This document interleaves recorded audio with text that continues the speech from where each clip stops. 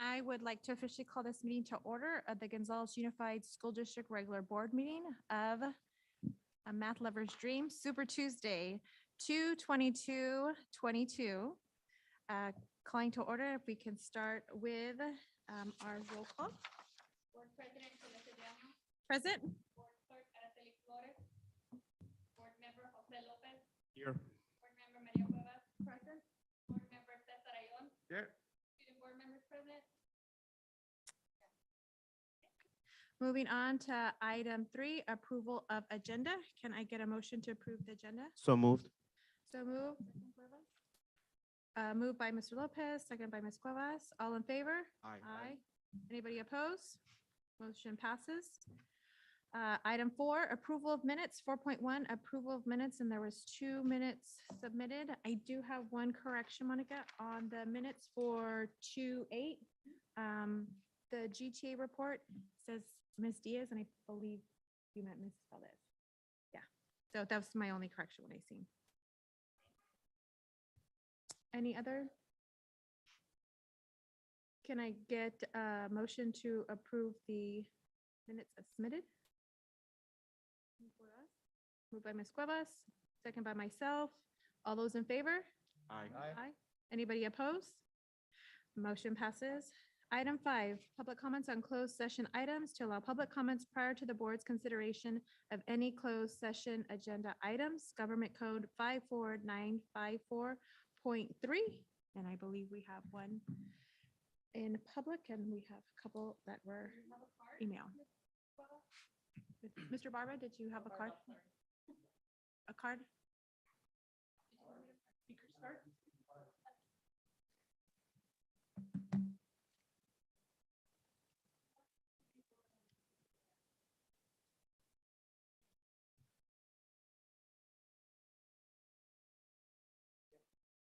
Yeah, we'll go ahead while Mr. Barba's filling out his card. Ms. Cuevas, if you can read the ones submitted electronically. Sure. It says here, closed session, public commenting.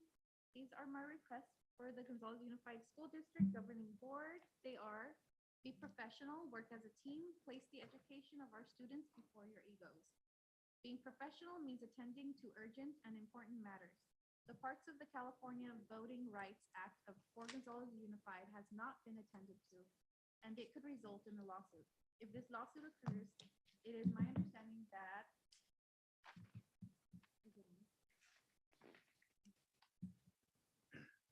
okay.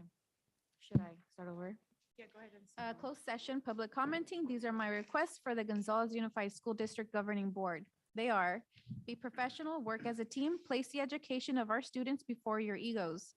Being professional means attending to urgent and important matters.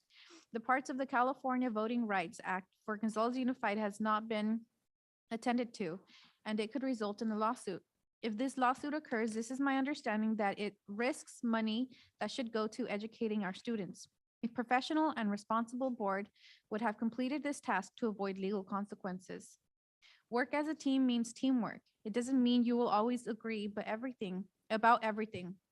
It doesn't mean you must like one another, but it does mean that each one will do his or her part and will do it for the best of your ability to complete the work expected of you. We voted for you to act on matters, to understand the needs of our students, and to provide a vision for the present and future of our education in our community. Educational success here will depend on your ability to check your egos as board members. Ask yourselves, am I behaving as a responsible citizen or an unsophisticated peasant? We vote for you to do the work, debate the issues, and arrive at consensus.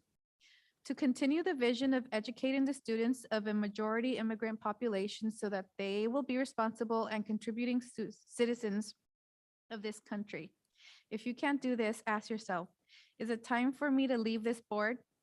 Our expectation of all of you is to be professional, work as a team, place the education of our students before your egos. Sincerely, Claudia Carvajal. Yes. Hello, board. I listened to the previous board meetings and I am wondering why this board is taking so long to decide if you are going to pass the intent resolution. Chular is a city of farm working families, immigrant families with children who attend our high school. This needs, the needs of Gonzales students and the needs of Chular students are often different. These are families with no transportation for their kids for many reasons. Indigenous families that may not know how to advocate for their kids. So it makes sense to allow Chular to have a position on the board. Do you honestly believe a person from Chular can run on their own and win against a person from Gonzales? It's not equitable. The number of voters in Gonzales outnumber Chular, and people vote for who they know or favor. There are board members here who don't care about money being spent on things that shouldn't be spent on. Why are you risking litigation that will cost lots of money that is supposed to be for students? Get with it already. Stop power tripping and do what's right. Kind regards, Viri Valdez. Yes, That's all of our all. electronic. Yes. And in person, we have Mr. Barba.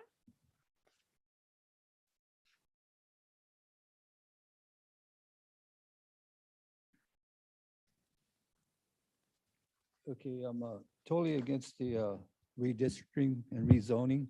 Um, According to the Courts Appeal Government Code 5495, 6.9, Section E5, contemporaneous note of other records of a statement threatening litigation made by a person outside an open public meeting on a specific matter constitutes a bias for a closed session discussion persuaded to the Brown Act pending litigation exemption.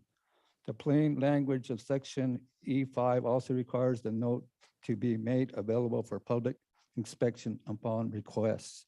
So requesting that the school district puts the litigation or the letter that was sent out, if the school's gonna get sued, to put it on the school website or to put it in the newspaper so the public could see it.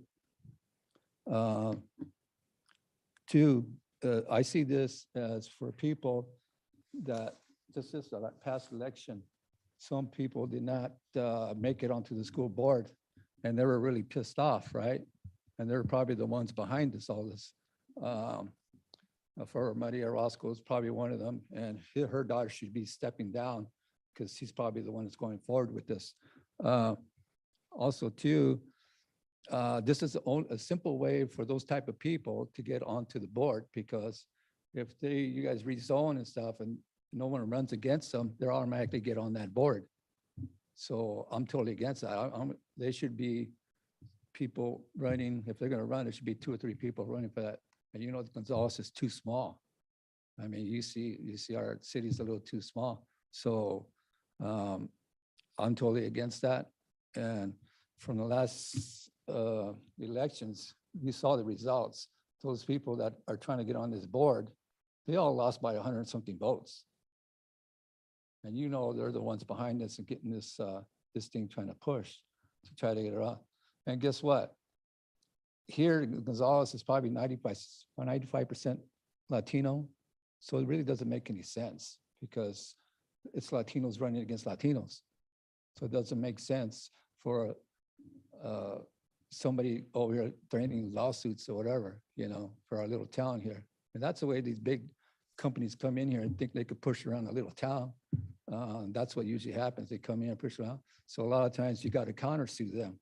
So I would think countersuit could be another way to, you know, maybe us citizens could do a countersuit against that person that's threatening lawsuits and stuff like that. So totally against it. Thank you. Thank you, Mr. Barba.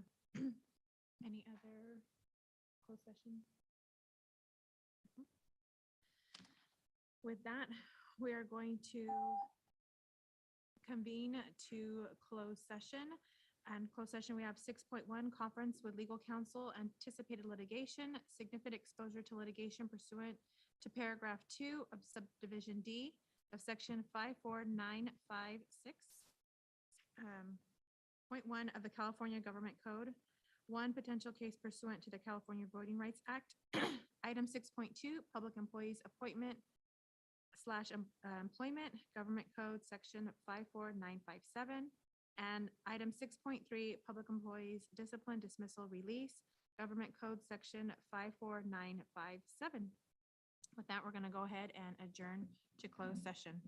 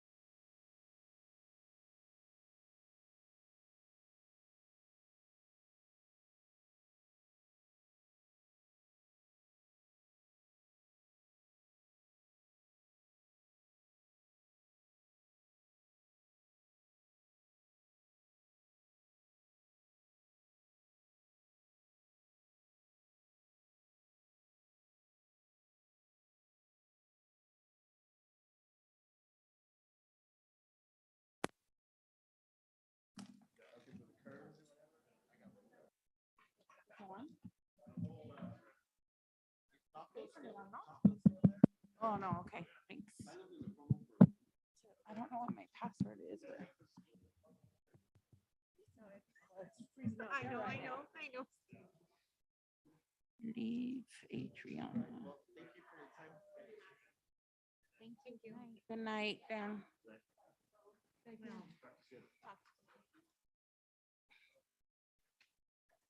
Under the tree, under.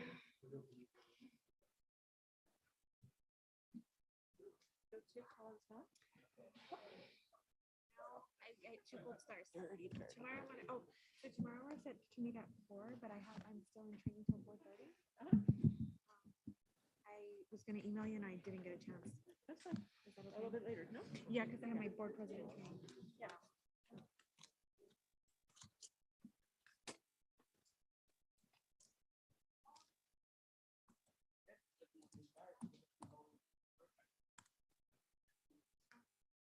This is good. We're gonna have this at every meeting? They have been here. We've had paper copies, but No, but now this is like, Monica. this is good. Oh, you missed my introduction. I Was did, hard I'm for you? sorry. Yeah, I I think I caught the end of it. I went through them That's what I heard you read it, and I was like, was she reading them now when I read that? So before we even I read started. it. They said that in that training, how to manage chaotic Yeah, board meetings, they had that. Have your norms, well, you know what they say, have it posted on a, well, I was gonna ask Monica if we could get it, if we and then you could, have it posted just because, I mean, that's a big, if we can get to remind this, everybody. like, laugh, that's the teacher in me. If we I've could signed get it, this, I don't know if I'll have to sign anything. laminated. And put up, yeah. And just. They have public comment. Translation, right?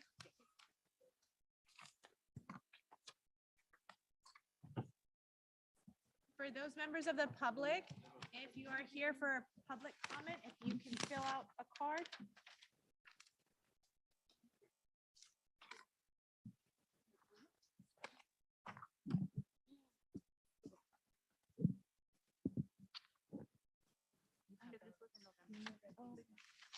Okay, so these are for this one.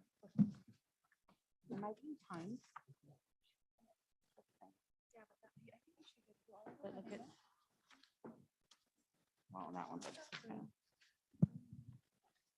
Tiny. Just go like this. No. Oh, stop reading. Okay. We're ready to go?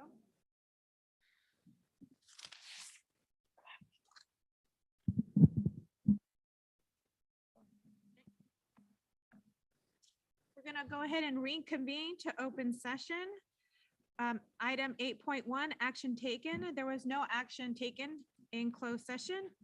I would like to welcome members of the community, members of our administration team that are here with us tonight. We're gonna go ahead and move on to item number 9, flag salute. Will our board clerk help with our flag salute? I pledge allegiance to the flag of the United States of America and to the republic for which it stands, one nation, under God, indivisible, with liberty and justice for all. Thank you. Moving on to item 11, item 10, public comments. At this time, members of the public may address the board on topics that are under the jurisdiction of the board. For public comments on items not on the agenda, the board may not discuss or take action during this meeting. Education Code 35145.5. Comments from the public shall be limited to 3 minutes on any topic. The board may limit the total time for public input on any topic to 20 minutes unless it chooses to waive the item limit for a particular item. Also, for members of the public, we do have translation. If anybody is in need of translation, we have our system here. Item 11, there's. Okay. So we have public comments, and this is from Ms. Claudia Carvajal Villamizar. I wish to publicly thank Superintendent Yvette Irving as well as GUSD employee Sonia Vallejo. Both Superintendent Irving and Sonia Vallejo have always been willing to schedule time to meet with me to listen to my questions and provide answers and responses. I am appreciative of their professionalism and courtesy. They are the example for the way all our educational professionals should behave. It is my hope that my comments may be included in all work performance evaluations for both Yvette Irving and Sonia Vallejo. Respectfully, Claudia. Then we have one from Edna Valdez. Hello, board. I'm making a comment regarding, I'm gonna take this off because I'm fogging my glasses. I'm making a comment regarding the last meeting where a staff member attempted to ruin the WASC accreditation process. Apparently, that staff said it was staged in some way. My niece was a part of the student interviews and she is not a liar. My niece has been recognized and won awards for her accomplishments, and she served as a student board member. So for the staff person to really try to say that everyone was faking it is truly offensive to my niece and my family. This is insane. The adults of this district need to start protecting students and not each other. For staff members to risk my niece and nephew's educational experiences says a lot about the way some staff think. Unfortunately, we know that not all staff are like this, but don't speak up against other staff, and that puts their workspace at risk. I know that the majority of the board is pals with staff who are always against the district or unhappy, but it's time to grow up and stop putting students at risk. This staff member should be consequence for even attempting to ruin the efforts of everyone who participated with the WASP process. Thank you very much. Your neighbor, Viri Valdez. This is from Myra Sandoval. Hello again, board. I'm sending this public comment to express some of my frustrations from the previous board meeting and from what I hear as a mother with kids in the district. I find it ironic that only 2 out of 5 board members even dare to ask further questions about a sabotaging letter from the staff. Handing a staff member handing it to WASC and jeopardizing the jobs of his or her fellow colleagues, not to mention putting the students at risk of accreditation, diplomas, and scholarships. How does someone working in education engage in behavior that ultimately not only hurts their fellow colleagues, but the students engaged in behavior that ultimately, okay, I read that, sorry. But the students he or she so-called cares and wants them to succeed in life. Why would these 3 other board members feel that they didn't have to question his or her motives for doing such despicable thing? How is it that these 3 board members express no concern for how this would have impacted the students? They say they are here to serve. Being part of this board makes me wonder, who are you 3 really serving here? I took this very personally because my daughter was one of those students interviewed by WASC, and I know for a fact that my daughter was not coached by no one, nor am I as a mother raising a lying young lady. My daughter's character and reputation as a GUSD student, a young lady in society, and a future college student was damaged by this letter. My daughter is not and will not be labeled a liar for this person to insinuate that everything that WASC representatives saw and read was staged, and that everyone that WASC representatives spoke to were coached on to what to say. My daughter and I take that as a huge slap in the face from the actions of this person. I am asking that all 5 board members think what this staff member did was acceptable, that what he or she did was very serious, and he or she should get reprimanded for intentionally trying to sabotage our WASC review. Thank you, Myra Sandoval. And we have one more public comment from about the FMS PTSA by Mr. Malagon.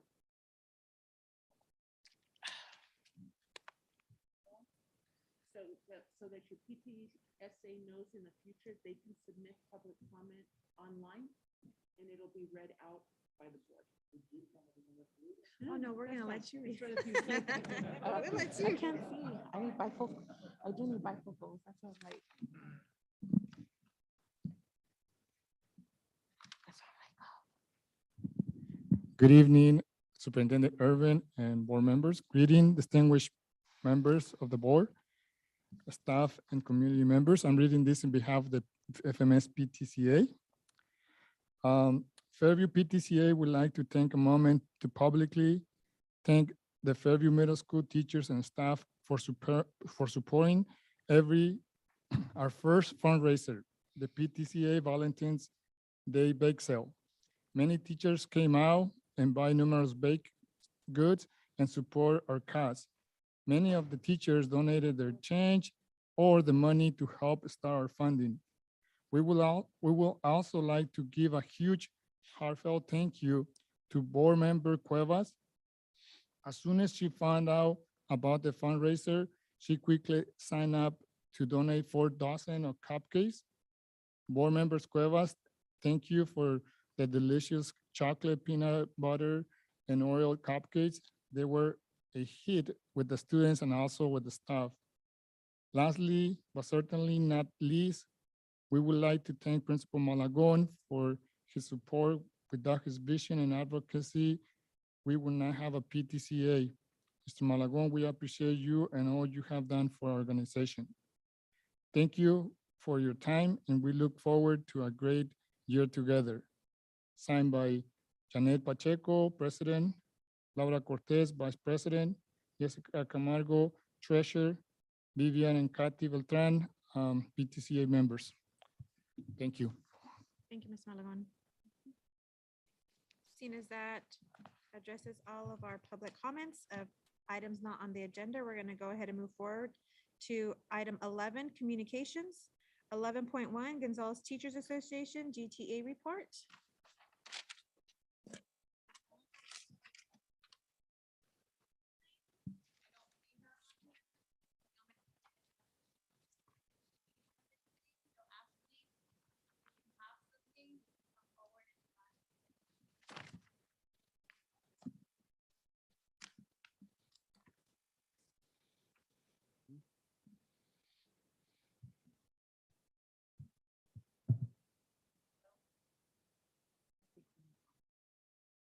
Okay. 11.2, California School Employees Association, CSEA report. Do we have anybody from CSEA online? Odyssey Hernandez. Odyssey Hernandez. Okay. Yeah. Back to GTA. 11.1.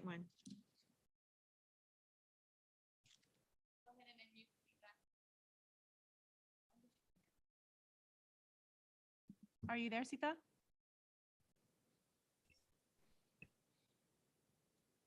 Yes. There we go. Needs to on mic. I think you're muted.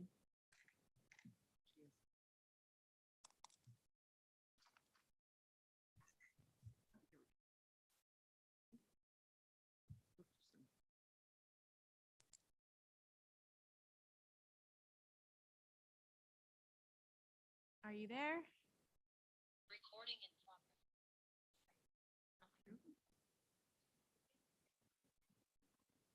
So, Juan Lopez for Odyssey Hernandez, Veronica Ramirez. So we don't have a representative from CSEA this evening either. If they want to send in a report. Oh, are you there, Sita? I'm here. Sorry, I could not hear. I'm here. Okay. Sorry about that. All right. Well, we do have some changes occurring in GTA. Ashley Valdez has accepted a position in another school district. And GTA would like to thank her for her service and congratulate her on her new position. So as stated in the bylaws, I will be taking over the role of president for the remaining school year. And in other news, I will be accompanying Dr. Galicia to the CSUMB virtual job fair this Thursday. And we hope to find some highly qualified teachers and get some of our vacancies filled.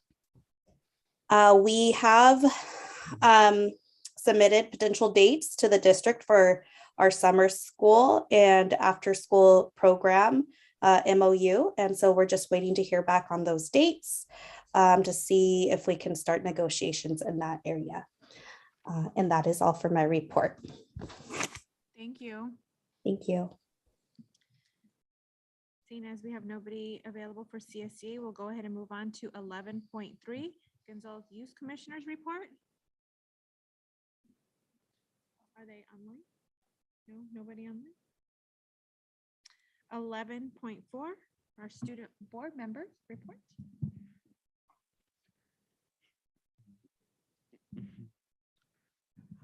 As a student, we have had issues with attendance, and we have, and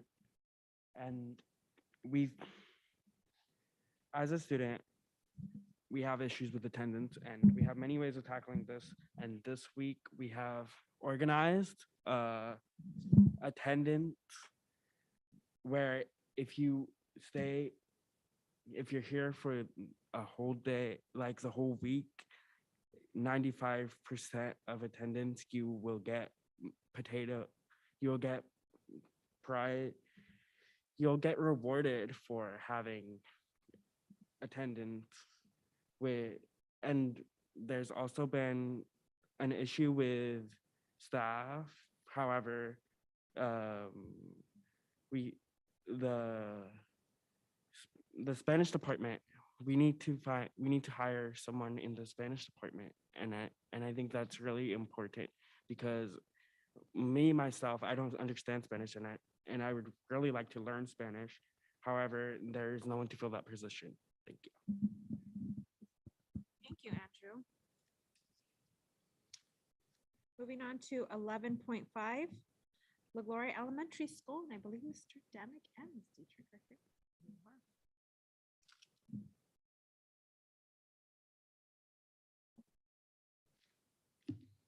School board president, superintendent, thank you for having me. Just a couple things under the student category. We have our flag assembly this Friday. It's Twin Day. So we'll be doing the Pledge of Allegiance out there this Friday, if you want to stop by. In an effort to get more student voice in our school, I'll be heading up, starting a student principals advisory council with our 5th graders. And I'll be visiting the rooms tomorrow, going over where the kids will write a 3-paragraph essay on why they want to do this. The idea then is to take it and put it on a board that travels through the 5th grade without their names on it, so that actually it's not a popularity contest. It's more of you're voting for the platform and not the person. So we'll see how it goes. But hopefully it opens it up to more diversity in the student body there. Our newly formed PTA has some events coming up, which is so cool. They're doing a coin drive in early March, a family dance glow stick night in March 25th, and a BMX assembly April 13th. And they're also starting to plan up the moving up ceremony with the 5th grade teachers. So they're off and running and with some really fun events for the kids. And then our teachers, we had a great PD on February 11th on high leverage PBIS strategies that we could use in the classroom. And that's part of a 5-year grant with MCOE that aims to build upon the kind of the limitations of PBIS and the school mental health compartment of our school, and integrate both of those. So we kind of have both kind of the silos of PBIS and the mental health components working together for tier 2 and tier 3 kids, because we do a lot for the tier 1, but how can we have these working together? And that also, the 5-year grant will pay for trainings, and it can range from mindfulness for the kids to check, connect, expect, to functional behavioral support plans for the students, and getting the teachers more involved on those high need areas. So I'm really excited about that. And that's all. Mr. Demick? I have Any a comment. questions Sorry, for the- question. Thank you, Mr. Demick. Did you have any questions, Andrew? Go ahead, Cesar. Sorry, Andrew. Yes, I have a question based on Andrew's comment, and I know was geared towards the high school, but I will be asking the same question of all the site admin. Any open teacher positions at La Gloria? Not currently, no. Not currently. That's great. Yeah. Okay, very good. So that problem doesn't exist in La Gloria. Too bad you're in the high school. So, anyway, sorry. But the other comment I want to make is I really like the running on the platform and not the person. I'll probably get in trouble for this, but I think maybe all elections in the United States should be based on that. That's all my comment is. Thank you. You're welcome. Thank you, Mr. Ion. Me too. Mr. Lopez. No, thank you. Nothing. Thank you. Ms. Thank Cuevas? you. Thank you, Mr. Demick, for your presentation. Thank you, Mr. And I do have to agree with Caesar. I love the idea of running about the platform and not the person, so. Because it can be manipulated at such a young age. 11.6, Fairview Middle School. Get to see Mr. Malagoni.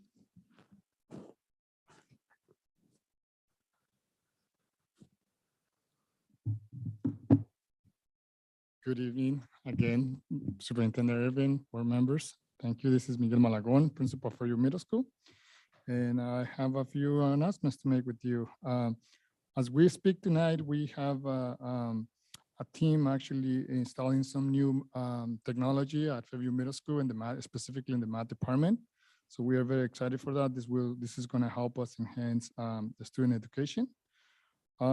We had our first day today of Way to Reclassify program.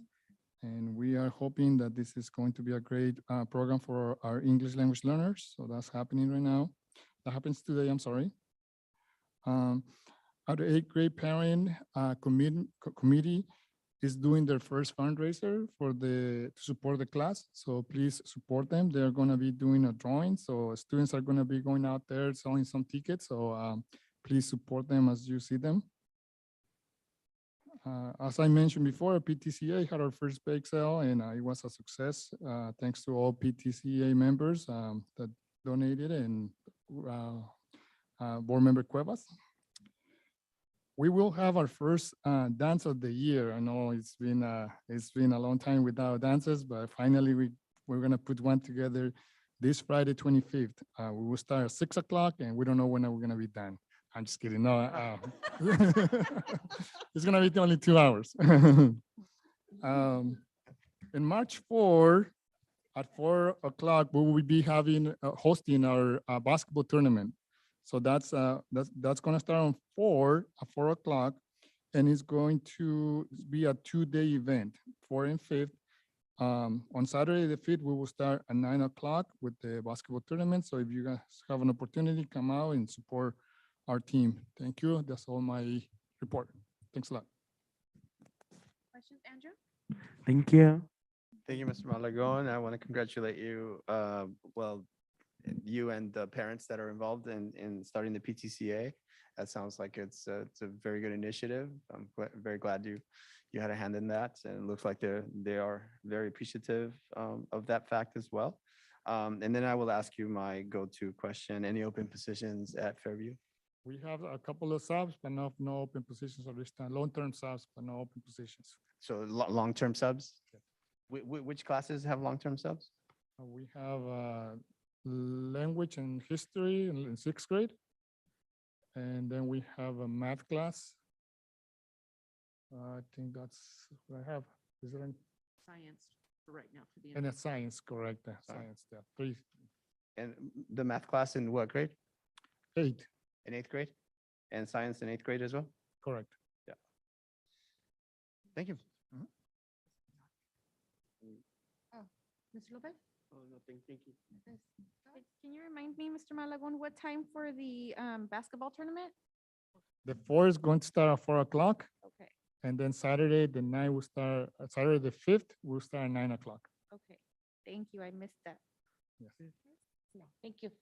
Just one question. The PTCA fundraiser, what are they gonna use the funds for? The bake sale? Yeah. The bake sale, they are supporting our 8th grade class with the end of the year festivities. Oh, nice. Thank you. 11.7, Gonzales High School report.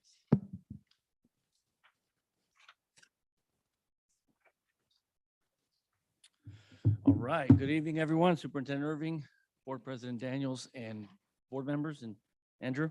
So Mr. Ocampo, Assistant Principal at Gonzales High School. So we'll start off with our first of our 6 items on our 90 seconds.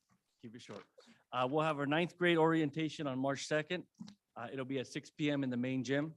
We are looking forward to having our parents and our students come visit our campus, take a look at our programs. We'll have our core classes, electives, and our sports and our clubs available attending. Spring sports has started, softball, baseball, track and field. This afternoon, Mr. Soriano and I were out at the softball field. Our Lady Spartans played against Everett Alvarez. We also have FFA week that has started this week. There are some cool activities going on throughout campus. I'll just name a few. One is on Thursday, Blue and Gold Morning Wave at 7:30 a.m. in the Ag Department. And then tomorrow, Wednesday, we have sportswear and chapter meeting 6 p.m. in the main gym. We're going to be starting up again and I believe this is in conjunction with Miss Angela Perez and Miss Sonia Vallejo, our March 12th Parent Saturday Academies our workshops are going to be starting up again. So we are looking forward to that. And then to add a little bit to what Andrew was talking about, we have a 3-week GHS attendance challenge that our PBIS committee put together. And it is from Feb 18th to March 11th. There is going to be an ice cream party for students who have good attendance, 95% or higher. And so we're looking forward to celebrating our students with attendance and any little thing that can get them, on campus on time, because we know how important instructional minutes are. So we want to celebrate our students. And we also have a GPA of a 3.0 or higher. There's a baked potato celebration. So our PBIS is really trying to just pull out the stops and celebrate our kiddos. So that's my report. If there's any questions. Thank you. Andrew, any questions? Not at the moment. Thank you. Got it. Thank you for your report. And I'm glad to hear about the 9th grade orientation, 6 p.m. at the Gonzales gym, Gonzales High School gym. I look forward to going, and I hope to see a lot of parents there and students, of course, incoming 9th graders, so that they can see what GHS has to offer for them, and so hopefully they can be convinced to participate in those events, right, Andrew? From school play to sports to FFA, clubs, you name it. We have a lot to offer, and I hope that parents and the incoming freshmen take that and attend, actually. So thank you for that. I also do want to congratulate all the spring sports that have started: softball, baseball, track and field, and boys tennis. I must insist. My apologies if I left that out. That was not intentional. I have a little bit of a reason for that. But anyway, I'm glad to see all the kids out there participating, competing. We were always talking about mental health. I'm not a mental health expert at all, but I do know that keeping busy helps everything. Especially hobbies and sports, activities. It's just, we're human, we're social animals. And I think that's, having some type of social outlet, whether it's a sport or a club, some type of activity is just beneficial in every single way. And I don't have a PhD like my friend here to know that, but I would bet on that one.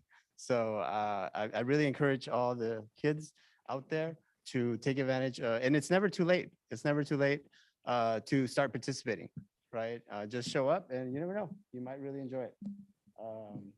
Yeah, thank you. How might we be handling the teacher shortage? Is that a primary issue that we're addressing? Yeah, that's a good question, Andrew. Definitely, there's no doubt that we have a teacher shortage, not just in Gonzales, but throughout Monterey County and the state. As evident in our physics position that we have not been able to fill for over 2 years. So we have 5 current open positions: environmental science, physics, mathematics, special education, and where's my 5th one? Juan Ocampo, don't draw a blank. Mathematics, special education, Spanish. And so what we do, Mr. Soriano and I, is we constantly look through EdJoin. Apart from just reaching out to people we know to say, hey, do you know anyone who's got a single subject and is willing, and able to come to Gonzales? I mean, if I have to give up my parking spot, we both will, just to bring them over here. And so what we do is, we go out, we branch out, we talk to people we know. I believe Mr. Soriano is going to a career fair virtual on Thursday with Dr. Galicia and Sita Ayala and other members to go out and recruit. We also look at EdJoin. As soon as a candidate comes in, we put them in a pool because we know that right now we're planning in a perfect world, we would have all of our positions filled. We've been fortunate enough to have long-term subs who have been steady. And so what we do is our coach, Angela Perez, works with our long-term subs to make sure that there's consistency, continuity, that they have structure, they understand the lesson plans. And so she works through them to make sure that they're ready to go. But we are actively recruiting. So long, short answer. If that makes sense. Thank you. Mr. Lopez? Good question. Thank you very much. Appreciate. Thank you. Thank you. 11.8, Superintendent's Report. Good evening. So this evening, the superintendent's report is going to be somewhat abbreviated. I am joined this evening by the leadership team from GUSD. They will be updating the board on LCAP objectives, and you will also be receiving a report from our Ed Services Division on our Expanded Learning Opportunities Grant. So with that in mind, what I would like to do is to begin this evening with expressions of gratitude. Starting today, it is Bus Driver Appreciation Week between now and Friday. And personally, I would like to express my gratitude to those employees who multitask and do multiple duties. One of the most important being that of a bus driver, getting our kids from a 65 square mile radius safely and in a timely manner to school. So a shout out to our bus drivers. I encourage everyone just to give a quick thank you and acknowledgement to the work they do. Continuing with expressions of gratitude, I do want to acknowledge both Assemblyman Robert Rivas's office as well as Senator Ana Caballero's office. Both offices met with me this past week to make sure that the district has everything it needs in terms of maintaining a safe school environment for both our students and employees. The meeting was initiated by our representatives' offices, and I think it's commendable that they in fact are touching base and reaching out with local districts to ensure that we have what we need. As we continue, I want to also bring back the slides specific to our COVID Omicron status here in the county. As I had reported at our previous board meeting, the statistics are in fact demonstrating a decrease in Monterey County. You will see that over a 4-week period, there has been a rapid decline in the actual case rate, which is very good news for all of us. But as you will also see in the following slide, one of the most vulnerable groups of individuals impacted by this pandemic or this strain of pandemic remains our children, our students. For that reason, the state of California has maintained that there are to be continued mask requirements in all public school settings. The governor has said that at the end of February, he is going to reconsider if that mandate needs to stay in place. But for the interim, while the state and the county of Monterey have relaxed those requirements, they are not relaxed for any public school district.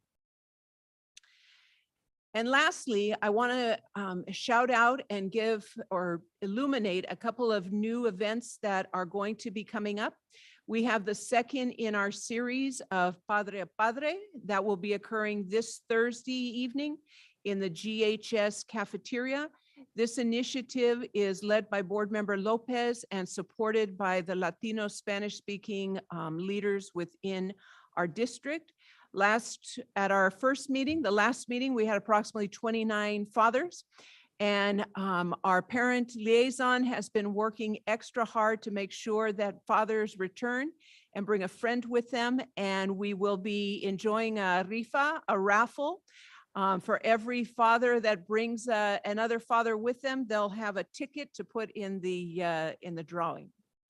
We also, as per the board's request, will be having a State of the District community meeting on Thursday, March 3rd.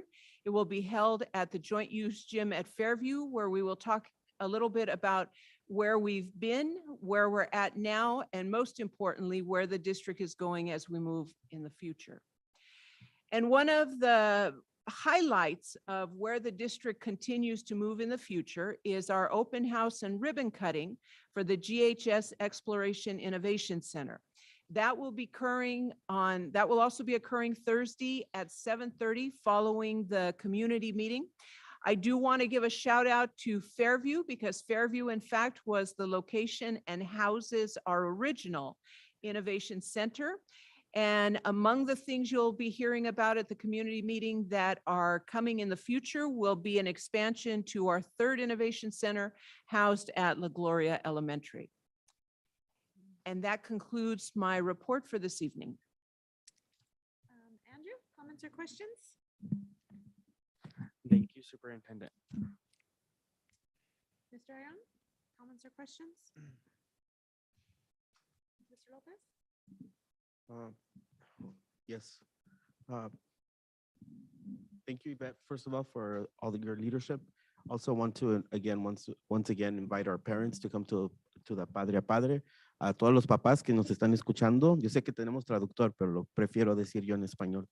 Una invitación a todos los padres a que este jueves de las 6:30 a las 8 nos acompañen en la cafetería de la High School de Gonzales para platicar más en cómo podemos colaborar y realmente trabajar en equipo para mejorar no solamente el sistema educativo de nuestra comunidad, pero también cómo ustedes como padres quieren apoyar a sus hijos en sus casas y cómo quieren que esta mesa directiva trabaje para el beneficio de sus hijos y de ustedes. Así es que los invito a todos los padres que por favor nos acompañen el jueves. Tenemos una cena ligera a las 6. Sí, una cena ligera a las 6. And then, well, the translator can translate it into English if we need to. Ms. Cuevas? Looking forward for the community meeting. Thank you. Thank you. I'm looking forward to the Innovation Center. I'll get into more detail. I got to do my site visit, but I told Mr. Soriano and Mr. Ocampo, I said, no, let me wait. I want to be surprised come the 3rd. So I'm really looking forward to seeing the Innovation Center. So thank you. And so now we are moving on to 11.9 Leadership Team Presentation, LCAP Goals 1 through 4. So as per the board's request, the leadership team of the district has taken ownership of each of the LCAP goals that are in the board approved plan. You have had a previous presentation in the fall in terms of an initiation of where we were going. This presentation made by 4 different groups will give you an update as to where we are mid-year. So we're starting this evening with LCAP Group Goal 1. And they are cognizant of time, so they're going to rapidly make their way up to the front. And Monica is going to be pressing the 3-minute timer as we get organized. Gentlemen, it's all yours. Good evening, Board President, Superintendent Irving, and board members and community members as well. I'm Dr. Hector Galicia, the Director of Human Resources here at Gonzales Unified School District, and I'm here with my colleagues. So I'm going to have them introduce themselves. Good evening, Trini Zavala, Maintenance and Operation Director. Good evening, everybody. David Nava, Expanded Learning ACES. Miguel Malagón, Principal for Middle School. And our our report today is on LCAP goal number 1. Last time we were here, we gave you the initial benchmark report. Today, we're giving you an update version of that.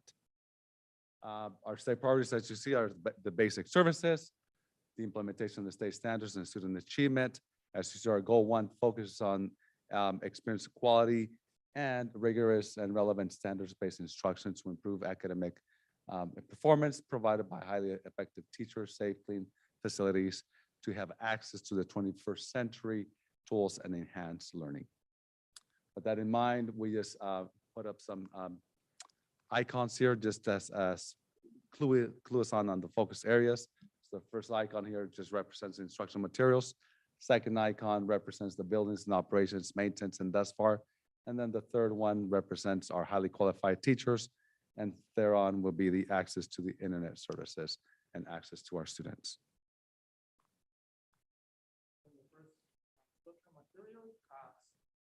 As for the Williams compliance, we are testifying here that we have enough instructional materials for our students and everybody has what they need to learn.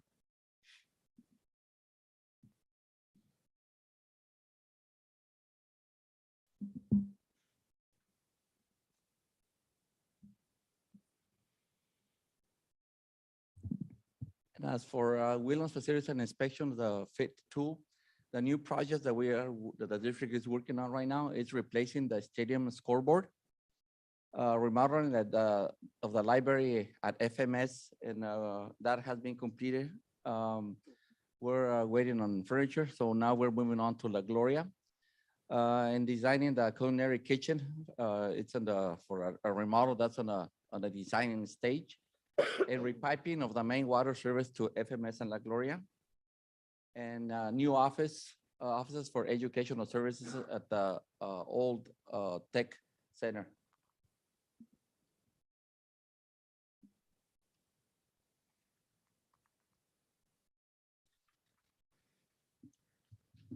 So we have here is the qualified certificate staff. Teachers, we are 99, fully credentialed, 89%, intern 6%, waiver 4%, short-term 1%. Continue. So what we have here is the technology internet connectivity, one-to-one student service devices. 94% of students have access to the internet at home. Installing Wi-Fi at the stadium, smart boards at FMS for math department, Innovation Center at Gonzales High School. Teachers are using more technology in the classroom as a result from the distance learning. So these are things that we're working on. Thank you. Thank you. Go with Team 2. Oh, what? I'm gonna hold off the questions until. Awesome.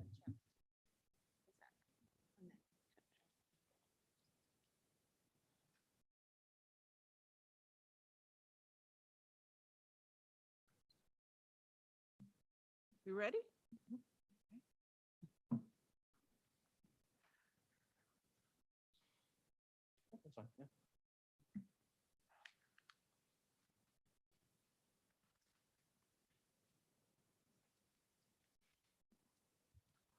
Good evening, members of the board, Board President Celeste Daniels, and Superintendent Yvette Irving.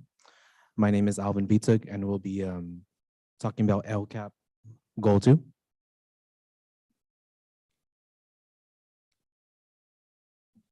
Here are my a picture of my animated friends and colleagues. I have Yesenia Argueta, Rosie Avila, Candice Camacho, Carol Ligon, and myself.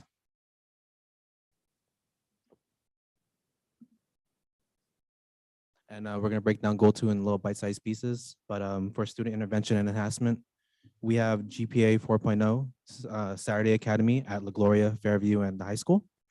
We had intercession at Fairview and the high school. After-school tutorials at La Gloria, Fairview, and the high school. And the Innovation Center grand opening at the high school.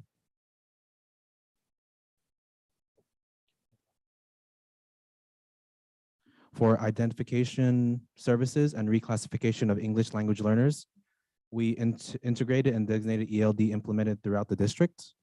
Mr. Malagon briefly stated earlier, but way to reclassify program has started for second years at Fairview.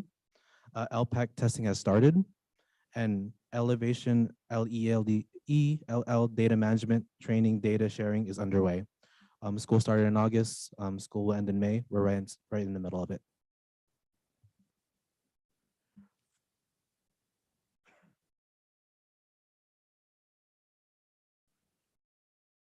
Where do I point? I think they're stuck. Technical difficulties. I'm just trying to point.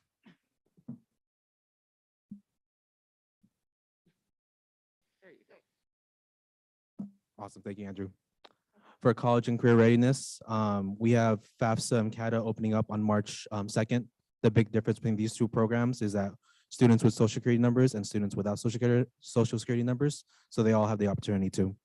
CTA Pathway Complementary Post-Secondary Survey is currently underway, and more CCR updates are available in May 2022, so we can give you some hard data. Any questions? Oh, we're gonna hold. We're gonna let everybody present. Is that all of you? Thank you. Thank you very much. Team 3. Or LCAP goal 3, sorry. And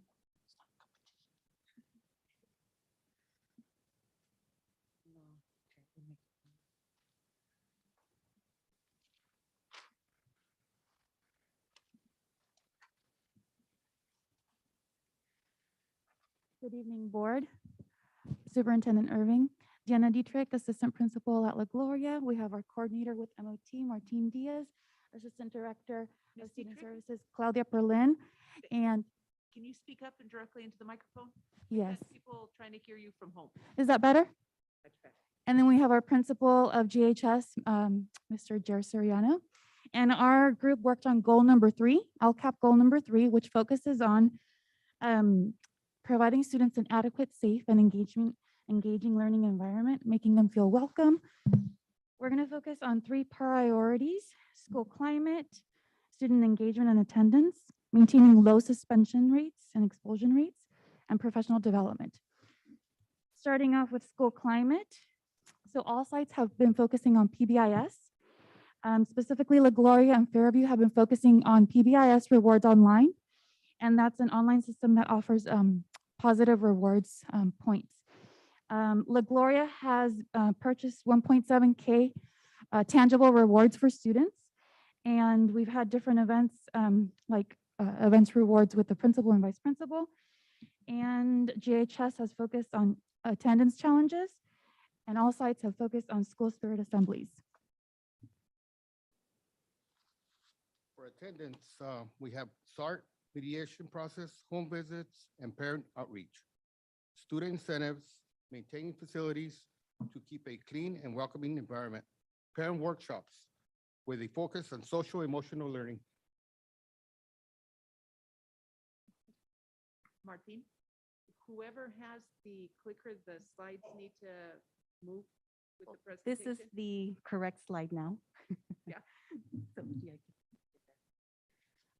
that. And in regards to behavioral supports and intervention, as you've heard throughout the evening, talking about PBIS, having clear expectations and visions at each of our sites. We're also providing some additional campus supervision at some of our sites.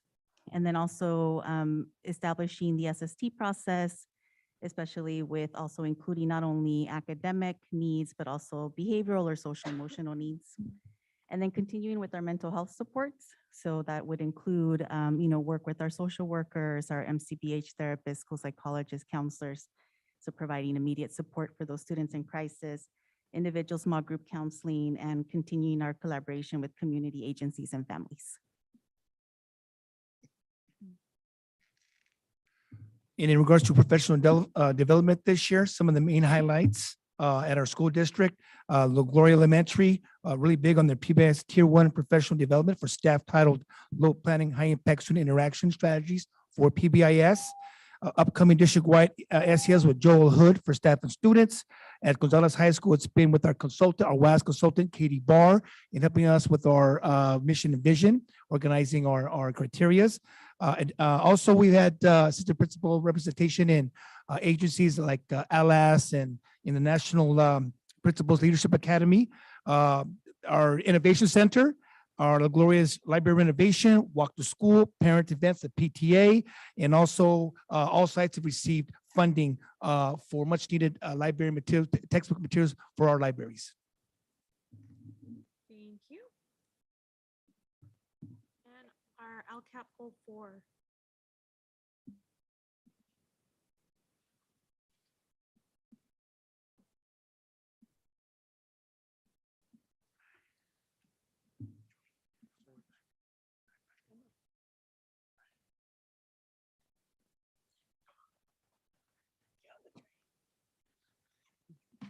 All right, good evening once again. This is LCAP 4. I have the hardest title, and that's introductions. So once again, Miguel Ocampo. And I'm just going to go around real quick and introduce our staff. We have Ms. Monica Silva, our lead, Admin Assistant at District Office, Ms. Sofia Ramirez, our Personnel Coordinator, Mr. Mark Demick, Elementary School Principal at La Gloria, myself, High School AP at the high school, and Dr. Drake, our Assistant Superintendent CBO, and Ms. Sonia Vallejo, our current Community Engagement Liaison. And our next slide, I'm gonna shorter. Our LCAP goal number 4 is community engagement. And we continue to work with parents, staff, and community members. That includes PTAs, Padre a Padre, community work with like the vaccinations, the testings. Back in December, we worked with the parents and families that needed the Secret Santas. And so we did a whole lot of stuff in the community and whatnot, but the next slide will eventually address more detailed focus areas.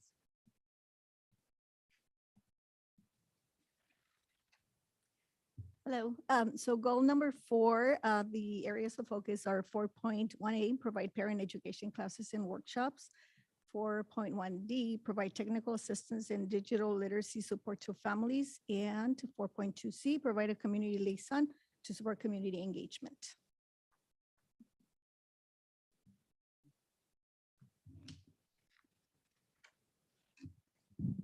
And as you can see here, 4.1, provide parent education classes and workshops. There's a wide variety of things that they're offering, or the district's offering, job certification programs, GED classes for employees, and also high school equivalent training. And the other two that I've mentioned as well, the Padres, and the paraprofessional preparation classes as well.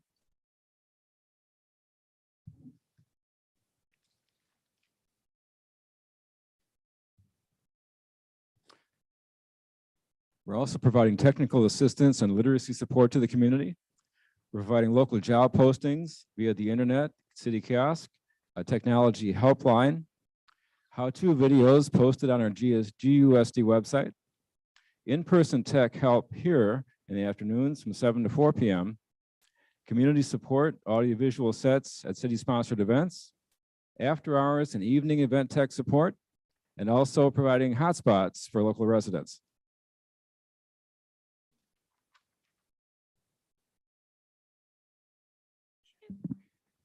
And I'm here to help the students, the parents, the community, y ya saben que estoy aquí para ayudarles a los papás, a los estudiantes, a la comunidad con lo que ustedes necesiten. Gracias. Thank you. So I don't know if each team has a representative. If they want to stay up there, we'll go over the questions for each of the teams. Andrew, do you have any questions regarding any of the LCAP goals?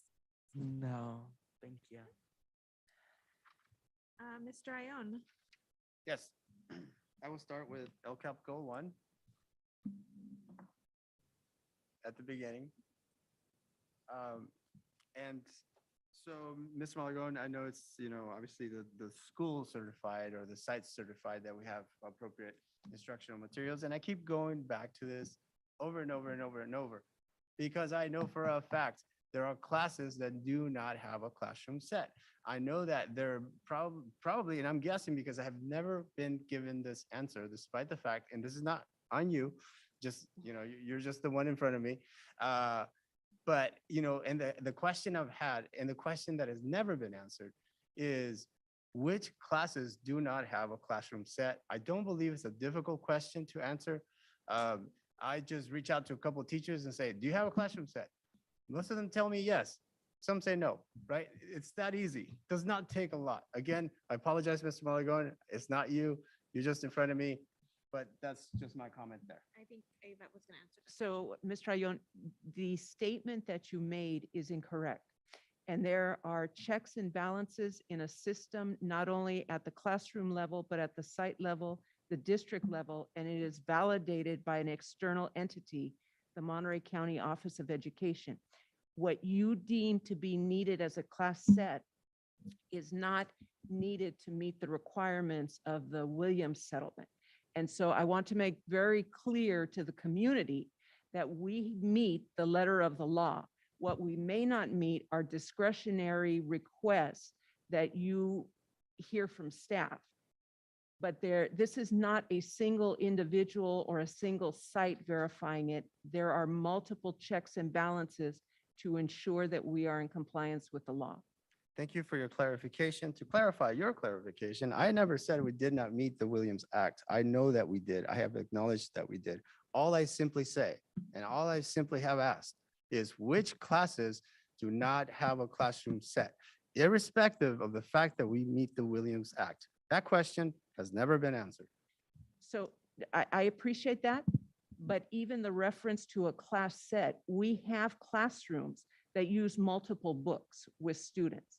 We do not necessarily provide a class set of 4, 5, or 6 different types of books. There is a core series of books, a core curriculum identified by the Board of Education. Those are the class sets that the district is in fact legally bound to have accessible to students.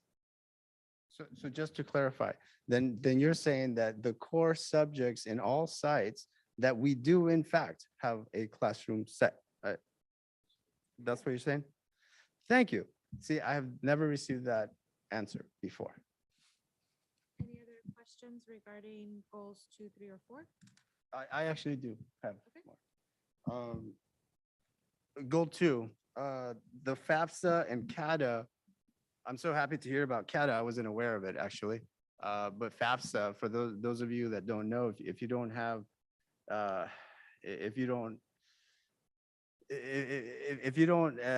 say it in a way that, I know about it, but if you don't have papers, you don't have a social security number, right? And if you don't have a social security number, that does cause challenges, specifically with FAFSA, because they ask you for the social security number.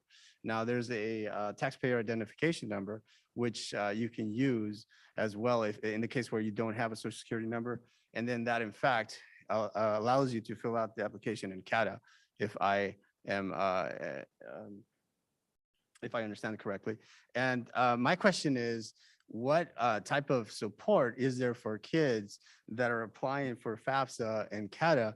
And the reason I ask that is because just from my experience, less and less kids apply. And I do know it's not so much because of the sites, and it's not that help is not available, but the trend, I believe, has gone down quite a bit. Even if you just look at our scholarship applications, the number of applicants, has gone down.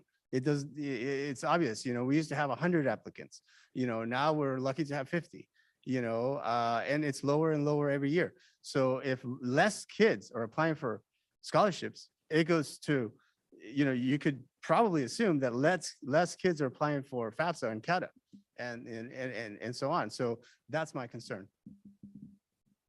So the question is? What support is there for FAFSA and CADA that is given? So, and sorry, I'm sorry. And also, just generally, what are we doing to reverse the trend that we're seeing with applying for less scholarships, with applying for, for less amounts of kids applying for FAFSA and CADA? So gentlemen, if I can start, and I'm going to defer to you. So first of all, to reverse the track means that we acknowledge upfront the trauma that our students have experienced via the pandemic. That trauma includes loss of employment for parents. That trauma includes an increase in number of children caring for siblings. The site itself has specific strategies and personnel that they have in place that they'll articulate on. But the idea that less students are applying for financial aid is correct. You will also see in a subsequent report this evening, as per your request around how many kids are on track for graduation, that number is also decreasing, because this is not a question of solely the education provided at our high school within our classrooms, but it is in fact allowing both the system as well as the students that it educates to heal from the last 2 years experiencing a pandemic and everything that comes with it. So Mr. Soriano or Mr. Ocampo, could one of you talk about the auxiliary services that we have via Gear Up, Mesa, and our school counselors? Yeah, so we've added many elements to support our students and parents going through, I'm sorry, I thought I had that varsity football coach. It's been a long time. We facilitated here ETS, Gear Up, more student support services to help our students go through the 9th, 10th, 11th, and 12th, the FAFSA. We've been a little more aggressive with our counselors in helping address that.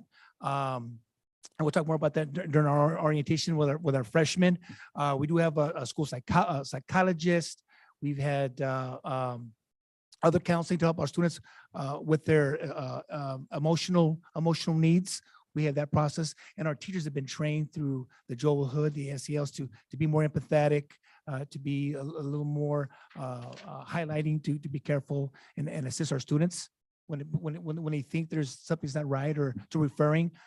So we've added more assistance to have our kids return from that 1.5 years of being in COVID with the distance. Mike, did I forget anything? Because I know I'm just. No, you're good, you're good. So I would just add that we're privileged enough to work with UC Santa Cruz and with the DCAC program, Vanessa Casillas. Her whole being of being on campus is to work with our seniors. So she works with our seniors. She works on financial aid, the CATA, which is the California Dream Academy, Dreamers application. So we're privileged to work with her. We also have financial aid workshops that our counselors have been putting together with Hartnell College. So I believe we've had about four financial aid workshops where students come in, they work on their applications with their parents. So we know that statewide, we're down 18%. Okay, with students across the state not completing their financial aid. And along with our counselors, we've been working on that. So the only thing I have to add on that. Thank you. I just want to acknowledge that I definitely understand that COVID, had an extreme effect on education, not just at our school, but throughout the state, throughout the country, throughout the world, frankly. So I definitely understand that. I'm glad that we have some mitigating strategies to try to deal with that. However, my point is not just for COVID. This is a decline, a trend that I have seen since I've been here, quite honestly, about 10 years now. So that was way before COVID. And so that's why I have that concern. Now, COVID made it worse, a lot worse, obviously, but it accelerated, in my opinion, it accelerated that trend. So I'm glad that that's in your focus. And I do hope that one day we reverse that trend because it is concerning. Thank you. Do you have any other questions? Let's keep them to questions. Yeah, just one more. Goal 4, the audio, and this is more of a kind of just curious. The audio visual, I just took notes, so maybe I got it wrong, but the audio visual technology at city sponsored events, does that mean that if the city puts on an event like 4th of July, let's say, then they can borrow audio visual equipment from the district? Oh, Ms. Lagan. The microphone, please. So sorry. In the past, what has happened is when Gonzales City has reached out to our IT department, we have supported them with the audiovisual setup of community events where there's joint interest. Does that include speakers for bands and such? We would have to think about the specific event Mhm. and whether or not it was appropriate for IT to support. So feel free to contact me and we could discuss it further. Excellent, because we have a $3,000 budget for speaker events at the 4th of July. Anyway. Yes, thank you again to all the teams for your presentation. Couple of things on goal number 2. Again, well, let me read my notes first. I would like to, again, how do we support our adult students? Not only do we have the traditional, K through 12 students that, that come to our school, but, I keep going back to also how do we support our adult students? So that are, coming in the evenings, or also how do we, extend, I know we do a lot of outreach to the community, and we have not only the English, how to learn English classes that we offer in the evenings to the adults in our community, whether you have, proper legal status or not. I don't think that's something for us to care about. We're here to, support and offer these services to the community because that's who we are, here to serve, to work with and make sure that they're successful. Because when a successful community is thriving, then we have more opportunity to support our students and all of us together as one community. So that's one of the things that I, did want to congratulate the team that, all the teams actually, but also that, that outreach and support to our adult students. In regards to goal number 4, thank you again for highlighting the great outreach and the variety of services to all our students. And also, how do we engage the adult students in getting the FAFSA filled out, or whether they don't have a social security number, how do they have access to all these other resources? Because many of them might not even know that, there's scholarships out there, there's FAFSA, there's ways to pay for your education. And maybe again, I'm gonna sound like a broken machine here, but at the last board meeting, I mentioned, we have students that are graduating our high school traditional program. Maybe their parents are in our evening program, getting their GED or their equivalency certificate. How do we bring them together and together maybe, fill out all these, forms that will help them pay for their college education? Because ultimately, I think that's what we want. We want all of these students, whether they're adults or young kids, to be able to go off to get a college education and beyond, because it changes people's lives. It opens the opportunity for a better quality of life for them. So again, thank you for all your service. Yes, Mr. Since you touched on it previously about Yeah, the services for the thank you parents and again. students. And maybe, I don't know if you have additional, otherwise, I know that the FAFSA is only in English, right? I don't think it's in Spanish or other languages. So it is in multi-language. It is, FAFSA, okay. It's yeah. been years since I filled one out, so. Yeah, and I'll make it brief because if you know me, I can talk forever. So that is a very important topic and one that we're working with our adult program with Ms. Candace McFarland Camacho. It's also working with our partners. We're very privileged to have a very good working relationship with Hartnell College, with not just our dual enrollment, but our concurrent enrollment and our our adult program, and also MPC. And so one of the ways that that we've been talking about collaborating is, as you mentioned, we have students who are working on filling out their FAFSA and their CADA. If we have parents identified in our adult ed program who have students on campus, why not bring them together, and work through it so they both can fill it out.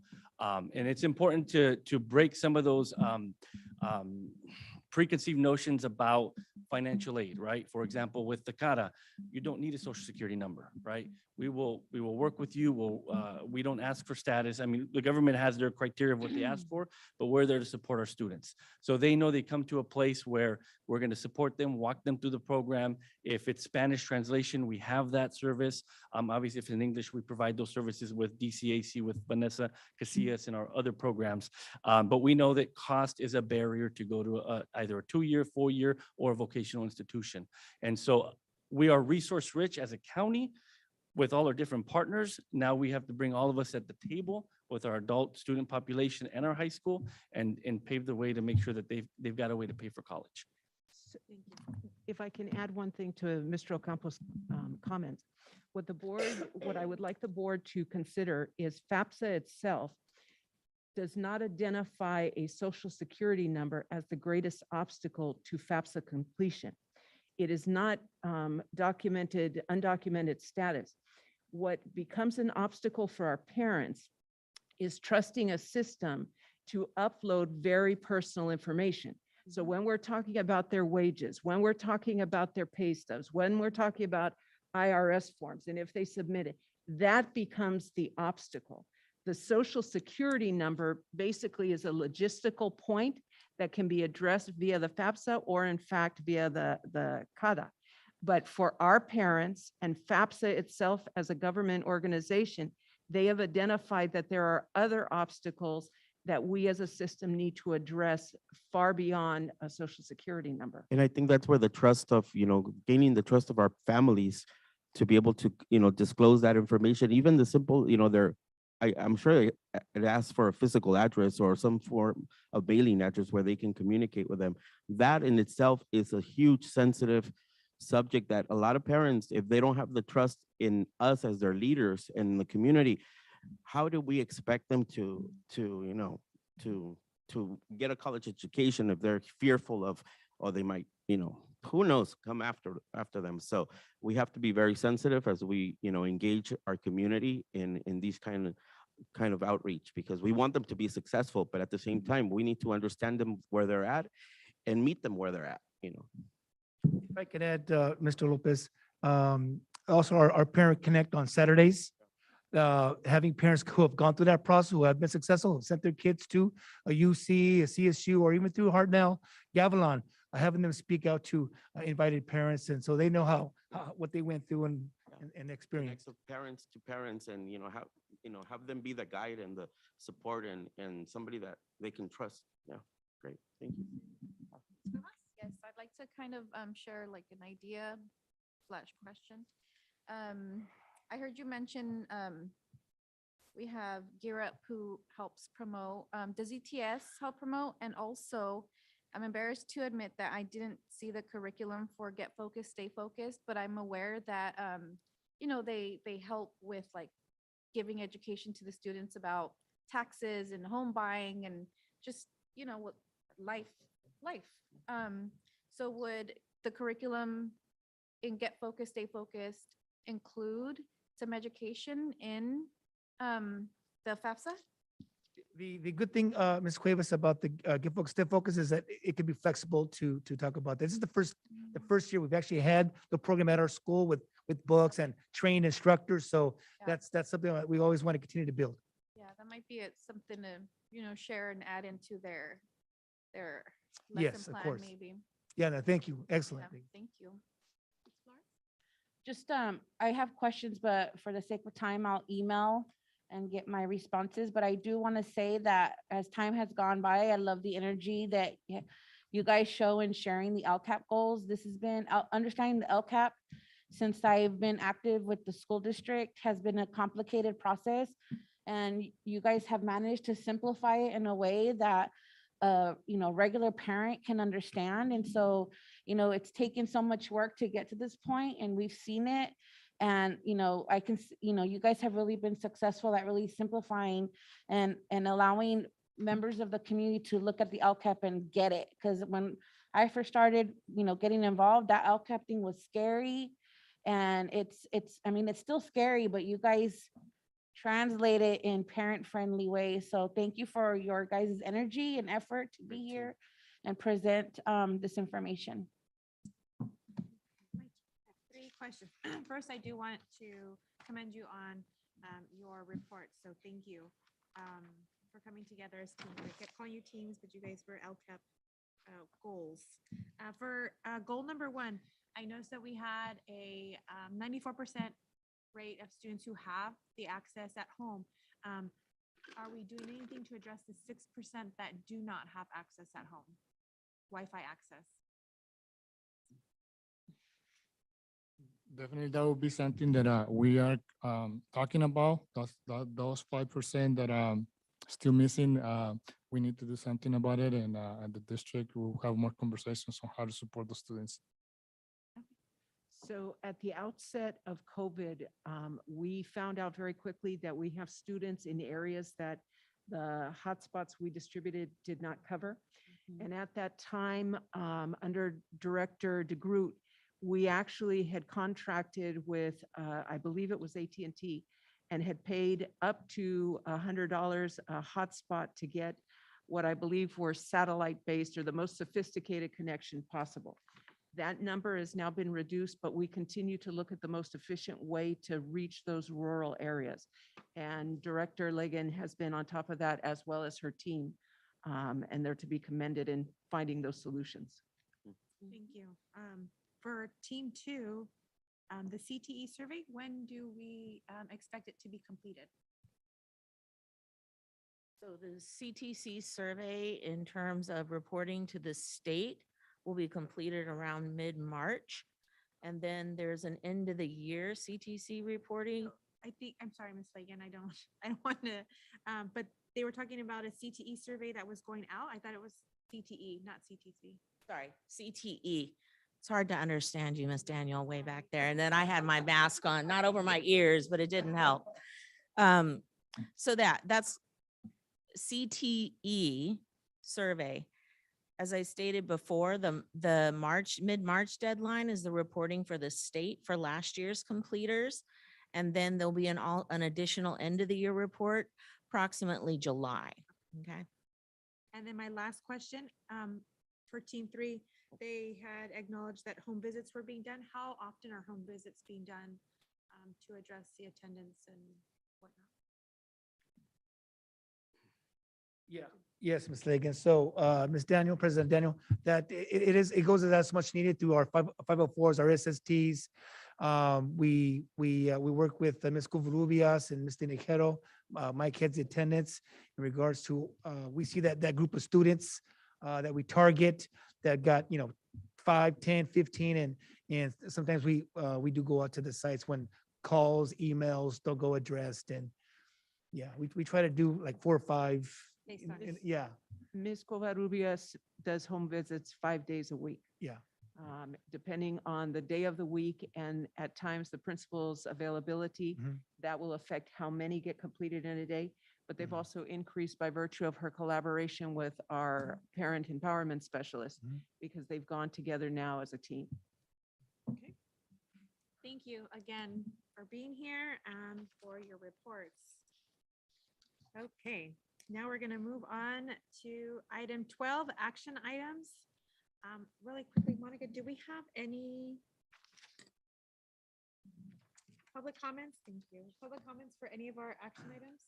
I do not have any public comment on action items. Okay. For action? No, she did the, okay.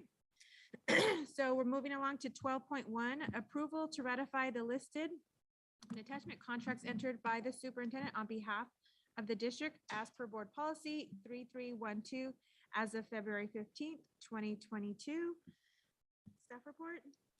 It's routine communication regarding contracts we've entered into for student support. Any public comment? Board questions? No board questions? Since there's no board questions, no public comment, can I get a motion? So moved. Moved by Second, Mr. Cuevas. Lopez, second by Ms. Cuevas. All in favor? Aye. Aye. Anybody opposed? Motion passes. 12.2, 2022 ballot for CSBA Delegate Assembly. Staff report? So this information was provided to the board at the last meeting. The board, in fact, needs to identify a candidate to support. In fact, I believe there's only one candidate, so it's either that candidate or none, Candidate of or a all write-in, those forgive me, or a write-in. Is Adrian Ayala, so any public comment? Any board questions? Can I get a motion to approve Mr. or Ms. Ayala for the ballot? He has our support, and I make the motion for his nomination. Second.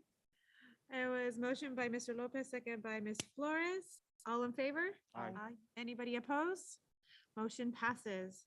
Moving on to 12.3, approval of the AMS.net proposal to contract and upgrade the fiber cabling at GUSD per the GUSD 96172 RFP Network Cabling Internal Connections RFP number 25-GUSD IT-02.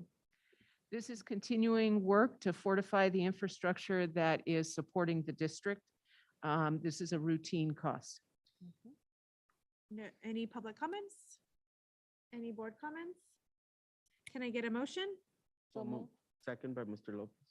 Motion by Ms. Flores, second by Mr. Lopez. All in favor? Aye. Anybody opposed? Motion passes. Moving on to 14.4, approval of the Fairview Middle School fundraising proposal for the 8th grade class. Staff report? So this is the fundraiser that was referred to by Mr. Malagon as well as Board Member Cuevas. Any public comment? Any board questions? Thank you. Does Ms. Board Member Cuevas have to recuse since she made the cupcakes? That's a good question. No, because she Maybe. has no financial. No, it was a donation. right? Received the funds So herself. Board Member Cuevas actually was Mrs. Cuevas' mom in this Yes, capacity. so she's a parent. That's. So move to approve. Motion by Mr. Lopez. Second by Ms. Flores. All those in favor? Aye. Anybody opposed? Motion passes. 12.5, approval of the Beyond the 100-mile limit travel request, GHS students to attend UC Berkeley campus field trip on the Educational Talent Search ETS program. This is an annual trip that was occurring prior to COVID. They are returning to a live field trip, and our students have been invited to attend. They'll be accompanied by the ETS program liaison here at the site. Any public comments? Any board questions or? Yes. You, oh, sorry. Go Sorry. ahead, Cesar. I was gonna say, I'm very excited about that because UC Berkeley actually is, I think, one of the schools that really supports our students. We have quite a bit of students there. And I might be able to help with the teacher shortage. One of my tennis girls who graduated there is getting her master's in education, wants to come back. Not tomorrow, but after she finishes in about a year. So I'm thinking she's gonna be applying. So I do that free of charge. You're welcome. Thank you. Do we have a list of current students signed up for this particular field? The site has a list. Oh, okay, great. Do we know a number or no? Or is there a cap of to how many students get to participate? Typically, yeah, I'm looking to see if I No, see. they left already. It will not exceed 20 students. Thank you. I do have a question in regards, first of all, thank you, Ignacio. I've known him through, since he started, and he's been great with the students. The way he communicates with them, they trust him. But I do have a question in regards to participation. I understand that it's for low income, I'm sorry? for low income, correct? In order to be in the program? Yes. Okay. Low income, first generation. Yes. Okay. Did you have or was that? No, there was a Oh. student who wanted to, I would actually ask the student to talk with him because from time to time, and I know this, having had a child here, if they don't have it full, they will make the exception because, oh, okay. yeah. Yes. Okay. So it's on a case by case. Okay. And room. Tell them to reach out to them. Actually, Can I get a if motion can say to? just one more thing. There are, I'm sorry, I apologize, but I think going on Board Members Cuevas kind of line maybe is that I would love the possibility for all of our kids, whether they're low income or middle income or high income, to be able to go to these universities, as part of a school trip. I think that would be really important. I'm not trying to hijack your question, but I think that's a fair thing. Yeah, that was a thought of mine. So prior to COVID, the board had requested that students be exposed to universities. A list exists of the universities that each class, each grade level would visit from kindergarten through 12th grade. The previous board, however, also had to contend with parents that were concerned that we took students to universities they in fact weren't eligible to attend because the school itself had not completely articulated through the 4 years that the students were there what it took to attend a UC, what it takes to attend a CSU, what it takes to attend Hartnell. And this evening, when you receive your presentation, the LCAP update, you will see that it would be reasonable for us to extend an invitation to 25% of the students at GHS, but to be sensitive to parents whose students are not eligible to attend, being very intentional around having them invited to Hartnell, Cal State Monterey Bay, and also those that are eligible and can be preparing for UCs. To me, I don't agree with that strategy. And the reason why is because maybe they're not eligible now, but they can at one point, and there is nothing wrong with showing kids Stanford that, let's be honest, chances maybe of getting there are really low. But guess what? You could always aspire to go there. And maybe you don't go there right after high school, but maybe you go there after a community college. Maybe you go there after your undergrad. So I'm all for exposing kids to the top schools and not saying, oh no, well, this kid, there's no way that they can make it, so let's not send them. I just don't agree with that at all. So let me reiterate. I was gonna ask a clarifying question too. This may help you, Caesar, but this is not, I don't believe the program standards are based on the school. The ETS program puts those qualifications in there. It's not something that the school, correct? Am I? That is correct. But to Board Member Ion's point, the list that exists that we had planned on taking students is for exposure. However, the board has to be cognizant that by the time they enter ninth grade, the board and the district have an obligation to make sure that parents are advised of what students need to accomplish in order to go to the 4 different tiers of universities. And the concern on the part of community members was they did not feel that we as a high school clearly articulated what those levels were. And so we sent kids to Cal State Fresno. We sent kids to Berkeley, only to have our counselors tell them they weren't eligible to apply when they came back. Well, and that starts in 8th grade, right? According to our documents, that starts in 8th grade, and it should start in 8th grade. And I think if the community felt that we're not sufficiently communicating with our kids, with the students about what it's going to take to go to those different 4 tiers, I think that's a problem that the district needs to solve at the sites. Which is what we had started pre-COVID. Yeah. Can I get a motion to approve? Moved by Mr. Lopez. Second Cuevas. Second by Ms. Cuevas. All in favor? Aye. Anybody opposed? Motion passes. 12.6, adoption of the Gonzales Unified School District Expanded Learning Opportunities Grant Plan. Staff report. So this evening, our Assistant Superintendent of Educational Services, Ms. Yolanda Barba, is here to present on our ELOP plan.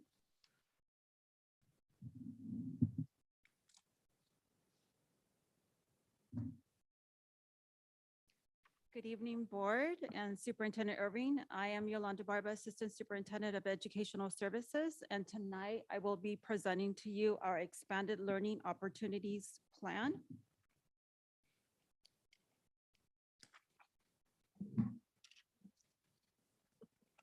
That remote doesn't want to work. It's still on vacation. No, this is why we're rewiring. There we go. Okay.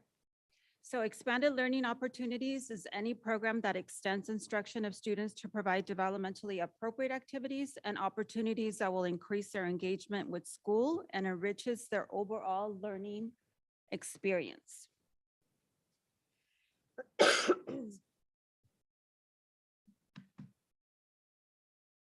So Ed Code requires for districts to develop a plan that describes the intent to provide students high-interest learning opportunities that are results-driven, people-centered, and complementary to learning activities during the regular school day. The full document is available for you in the agenda. This plan describes how GUSD intends to provide students a well-rounded program through the opportunities in the following areas that you see listed in this slide. So the expanded learning programs include before and after school, GPA 4.0, ACES, summer program, spring and winter intercession.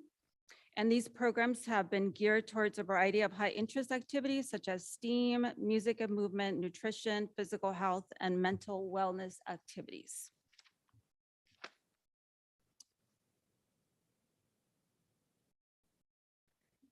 So as you can see, the expanded learning opportunity programs create enriching experiences for our students with activities that complement and support classroom-based instruction. And with the many district-wide initiatives, we are proposing an addition of an assistant director of expanded learning and engagement opportunities. And a job description will be presented to you at our next board meeting. So this position will support Goal 3, which covers youth development, PBIS, social emotional learning, and character development. With the intent of this action as part of Goal 3, the objective is to build a culture of learning that values students' voice, choice, reflection, and responsibility, which is in alignment with the objectives of providing expanded learning opportunities. An additional positive consequence of the improvement of this goal is an increase in attendance rates and a decrease in suspension rates, which will help us build our capacity to address the need to have students be in school and will allow us to provide the services to support the successful outcomes. So with this rationale in mind, the Assistant Director for Expanded Learning and Engagement Opportunities will be focusing on the following aspect of student services that you see listed here. And on the active link, where you see overseas state and federal relief funds, that would be something that the Assistant Director would oversee, which is close to $9 million. So this concludes my presentation on ELO. Do you have any questions? Yes. So the decrease in suspension rates, I know that in our gosh, what's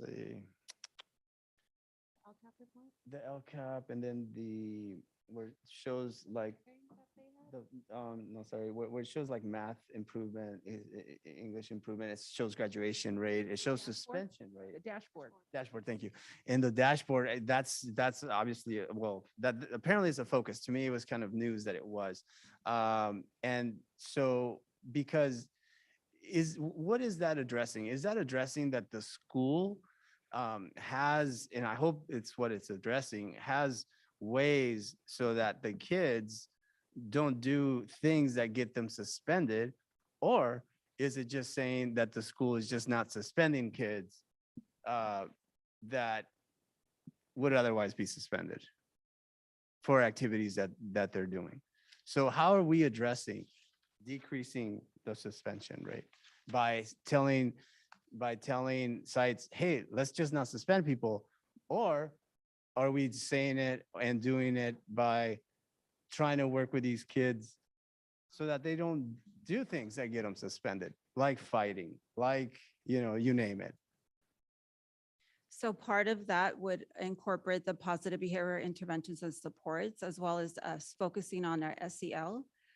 So combining those and considering or wanting there to be a climate for the students, for them to be able to want to come to school, providing incentives, providing enriching activities that will have students want to be in school and will increase our attendance with the hope of decreasing the suspension rates.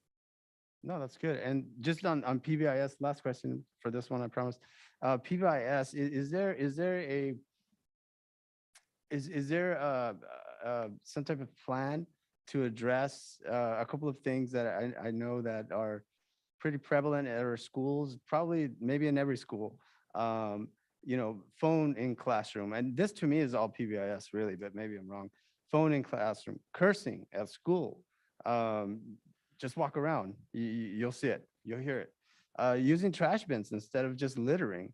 Walk around after lunch, you will see it. Using racial slurs, the N-word. Walk around, you'll hear it, right? And so, it's something that I've seen and heard for probably 10 years now, so is PBIS trying to address these type of problems that have just been going on all this time? I think So- Yvette has your answer. Yes, because Yvette's definitely responding. The board needs to understand the difference between littering and saying the N-word or a racial term. There is zero tolerance for racial terms or any type of discrimination. That is not a PBIS function. PBIS is to create systems that develop intrinsic motivation in students to do what's right. I think two that the board needs to understand, as well as the community. When you refer to the dashboard, there are two evaluations of the effectiveness of a school district. The first are the academic achievement of subgroups of students. All students, gender-based, race, socioeconomic status.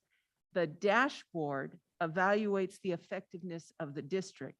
And that's why you have a measurement related to suspension and expulsion. If that number is not going down, the California Department of Education does not perceive the district to be effective in meeting the needs of students. I think one of the things that the board also needs to take some credit for is the board has emphasized an investment in the social, emotional, and mental health of our students.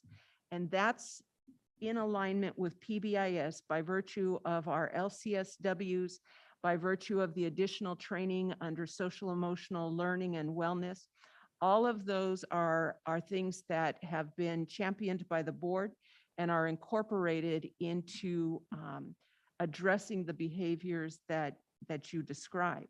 But we do need to be careful. There are certain things that are zero tolerance. There's no negotiation around whether it needs to just be corrected or remediated, and those things that are changing the culture to develop more responsible students.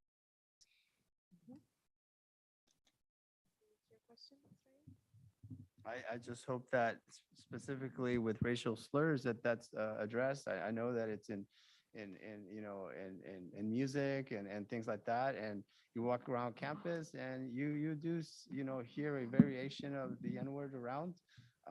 You know, not every day, but trust me, I've heard it plenty. And I'm just like, guys, you know, like for real, like don't do that. That's not cool. And I think that should start way like in La Gloria.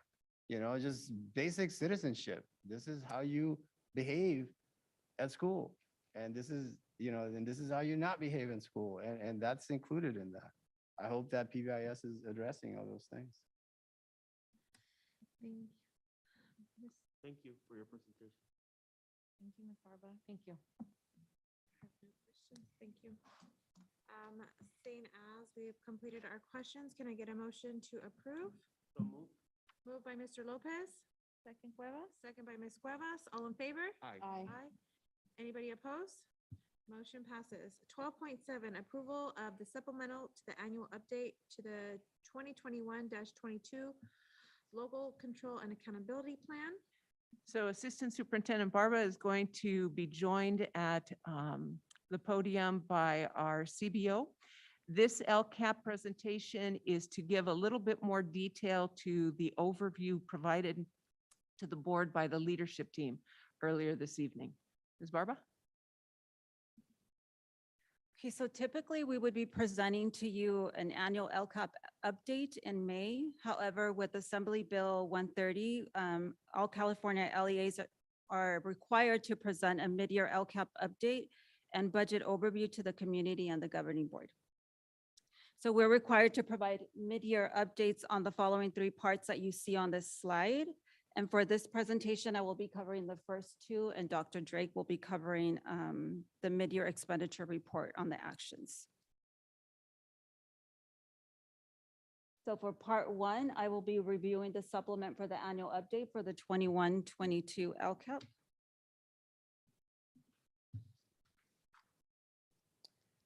So the supplement, again, which you have available on the agenda, the full document, has prompts that we're required to provide descriptions of the following listed here.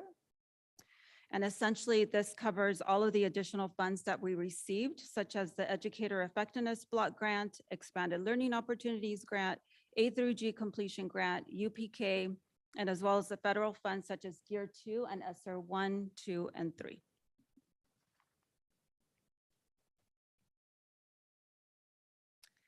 So the needs that were specified in our LCAP that were identified through the stakeholder engagement process remain the same. And that is that our educational partners continue to emphasize the need to support related LCAP actions with the use of these funds to assist with the recovery efforts in the aftermath of school closures and its impact on student learning. Responses from the LCAP survey that were released in February 2021 were reviewed, coming through the open-ended responses in the survey, specifically looking at recommendations that were not included in the LCAP plan due to budgeting constraints at that time. But with the influx of additional funding, we were provided an opportunity to increase our efforts to counteract the effect of the pandemic on student learning by increasing the intensity and or frequency of which we provide student support services. So as we move forward, we will continue to engage with our stakeholders to obtain feedback and begin the work of planning and allocating our resources for our LCAP as we move towards 22-23 school year. Currently, the window for our LCAP and school climate surveys for students, parents, and staff is open to gather feedback that will help us identify those needs and make strategic decisions regarding the use of the state funds.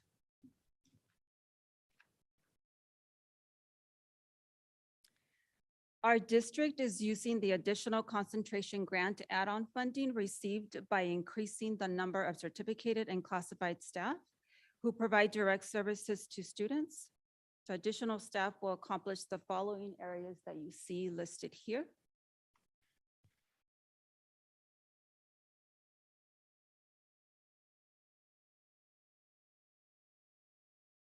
And from the feedback gathered, it was evident that students and families were heavily impacted emotionally by the conditions of virtual learning and the pandemic itself.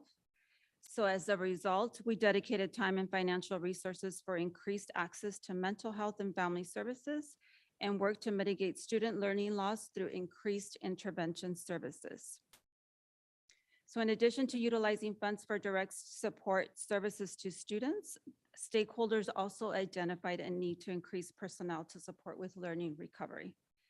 And an example of that is the in-person instruction services provided through Saturday GPA 4.0 or the learning hubs that started in the spring of 2021.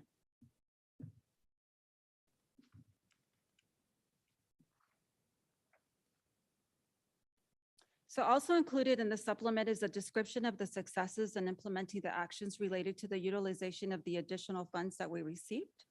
So the successes are listed here. The increased parent engagement was a positive outcome from the pandemic school closures. The distance learning provided us the opportunity to learn, use, and integrate educational technology as a tool to enhance instruction. And additional funding provided us the opportunity to increase student support services and staffing. While these are notable successes and opportunities for our students, we also have some challenges. So as you guys are aware, I mentioned earlier, staffing has been a challenge and it's been difficult to hire for critical areas already in short supply. And in relation to the staffing challenges, it's also been difficult to bring planned actions to scale. So for example, providing interventions effectively and systematically.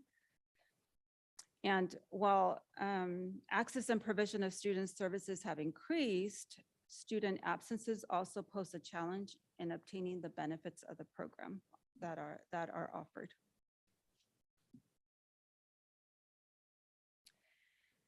So our LCAP reflects identified priorities are intended to support us in achieving our district vision. And therefore, it is extremely important that we are aligned with all of our plans and our LCAP and consequently are spending to the same purpose and core values. So in relation to the funds that we received, on this slide, you will find a list of all the plans that are required.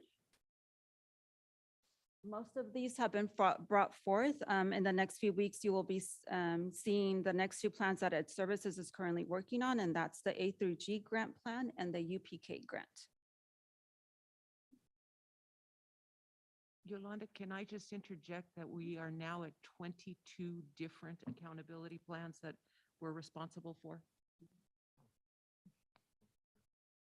So now I'm going to be presenting to you part 2, which is the mid-year data on the metrics identified in the 21-22 LCAP. So the LCAP describes how GUSD plans to provide services to students, and this plan was developed collaboratively with stakeholders. It includes our overarching goals and details actions, which serves our main guide for the students, for the services we provide to our students.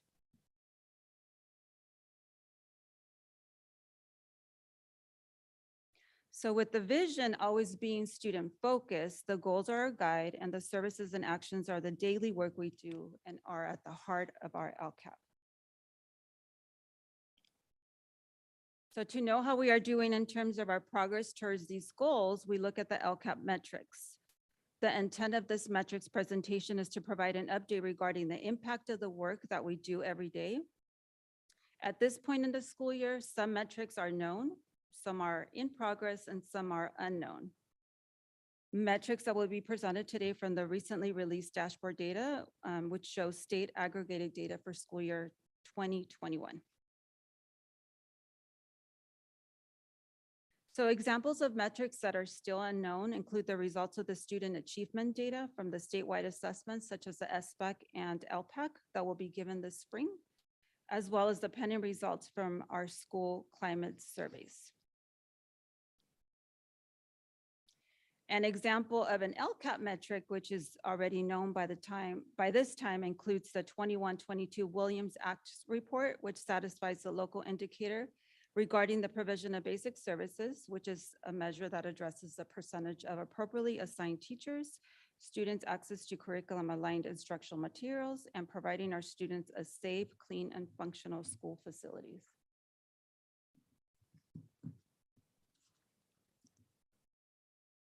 So metrics that are still in progress or what can provide us some point-in-time information include chronic absenteeism rates, some college and career readiness indicators, and graduation. So on this slide, you'll see the 18-19 dashboard with color ratings. This was the most recent color rated dashboard data reflected because there was no state ratings provided for these indicators in school year 1920 and 2021 due to the pandemic. However, we do have Aries as a local data system, and these tables show data in Aries from school year 18-19 and comparing it across to data pulled from school year 1920, 2021, and what is in the system for the first semester of school year 21-22.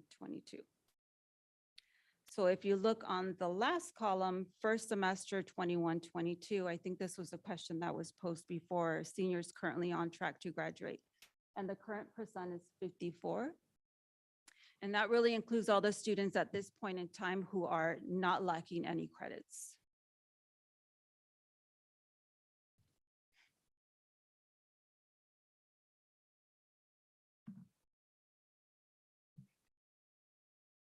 So local assessment data also provides us a point in time, a snapshot of student achievement for ELA and math. On the right side of the slide, you will see the interim comprehensive assessment data for ELA from October of this school year. And on the left is a screenshot of the SBAC ELA data for school year 2021 that was pulled from CAS. Because remember, keep in mind that the data was not reported in the dashboard since the dashboard was suspended due to the pandemic. The ICAs help us determine how many of our students are on track, giving us an indicator of our students' spring outcomes on the SBAC. And here you can see the percentages of students from grades 3 to 11 who have met standards or are nearly meeting standards.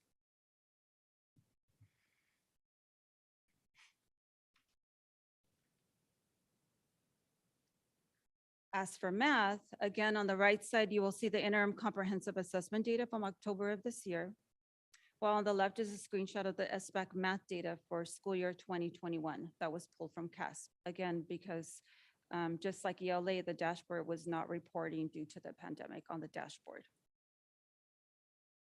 So here, once again, you see the percentages of students from grades 3 to 11 who have met standards or are nearly meeting standards, which are based on a point-in-time assessment, giving us an indicator of our students' spring outcomes on the SBAC.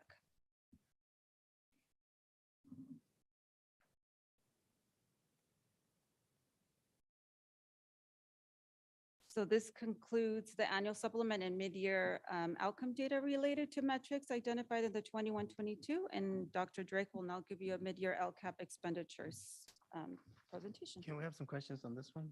Sure. I'm just looking at the very last slides, the dashboard. I think it started from 2018, correct? Was it 2018 to 20? Was it 2020? The Semester of this Yeah, Was it the one that had the semester, first Yeah. semester? yeah. Okay. Um, Monica's pulling it up. okay, so 2018. Thank you. And COVID was 2020, correct? March 2020. Yes. March 13th, right? Yes. Those are schools. I March remember. 13th, yes. We were at practice. I remember that. Get out of school, March 13, 2020. All right. So that was COVID. So this started in 2018, a full 2 years before COVID. And it's really concerning to me. The chronic absenteeism, went from 8 to 24. The CTE offerings went from 52% to 37. That's 50% reduction. The other ones, That's actually not reduction, that's students who are A through G ready. Right. So the percentage decreased. So in 18-19, we had 52.6 students A through G ready. And so now we are at 37.5%. okay, well, but so at 50, you went from 52 to 37. So isn't that a reduction? Yes, but I thought you said that it was offerings. I thought you called it offerings, but it, Okay, So- yeah, you're right. Okay, you're right. But it is a reduction of almost 50%. And then the graduation rate, I mean, that's really bad. That's another, gosh, that's another like 40%. I mean, the absenteeism has gone up like 300%. I mean, these numbers are really, really concerning. The ELA met or exceeded at 29. The next slide, I think. At the next slide, and you see this with math as well. So you see that at third grade, they're 21, which is pretty good because a lot of our kids, they speak Spanish at school, or sorry, at home. And so when they attend school, they first learn English. And then for them to be at 21 in third grade is great. But then you see the decline on fourth, fifth, sixth, and then they just start coming back to seventh grade. So they start really well and they decline for 3 years, right? And actually they don't really improve until ninth grade. So fourth, fifth, sixth, seventh, eighth, that's 5 years of just, not much improvement. And then finally ninth grade, 11th grade. So my concern there's a huge gap there. It looks like that's a little bit after La Gloria and definitely at Fairview. And then the next slide in math, this is really bad too. Third grade, they start well. Again, they probably don't know a lot of math, but 17% meet or exceed, that's pretty good. But then they go and decline. It's a horrible decline. Eighth grade is 0%. Is that a typo? No, it is not a typo. Wow. I mean, these graphs are shocking. That's my comment. Thank you for your presentation. Thank you, Ms. Barba. Thank you for your work, Ms. Barba. Thank you. Dr. Drake?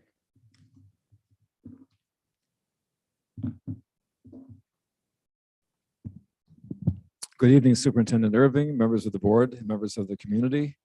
As Assistant Superintendent Barbara said, we are required beginning this year to give you a mid-year update on our LCAP progress and also our LCAP expenditures. And so my role tonight is to explain to you and to give you information about the money we've spent on our LCAP goals. And so looking at these goals one by one, as you heard in our presentations earlier, we have 4 LCAP goals. And so we can start with goal 1.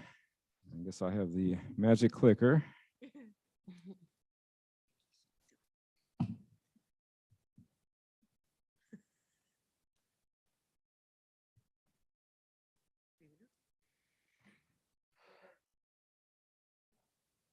Oh, okay, there we go. Yes. So under LCAP Goal 1, this is for rigorous instructional programs, and under each goal, we have 3 main actions. And so you'll see here, we have Goal 1, Action 1, roughly 16 million. or 16.5 million. Goal 1 Action 2, about 5.7 million. And Goal 1 Action 3, a little over 1 million. And so the total for LCAP Goal 1, a little over approximately $23 million expended to this point so far this year. Going to LCAP Goal 2, all students college and career ready. Again, we have 3 main actions. Action 1, approximately 2.43 million. Action 2, roughly 60,000. And Action 3, approximately 1.2 million. So we're looking here at roughly, who can do some quick math? About 3.7 million overall. Going to LCAP Goal 3, creating emotionally safe learning environments. Action 1 under this goal, approximately 1.6 million. Action 2, approximately 250,000. And Action 3, approximately 25.7 thousand. And so total here, we're looking at approximately 1.8 million.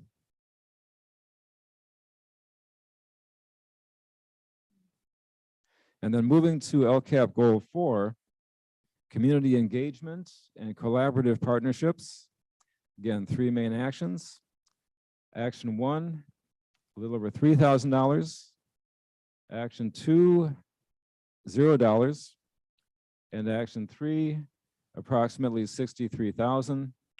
So a total of approximately 66,000 and change. Any questions, Mr. Mayor? Yes.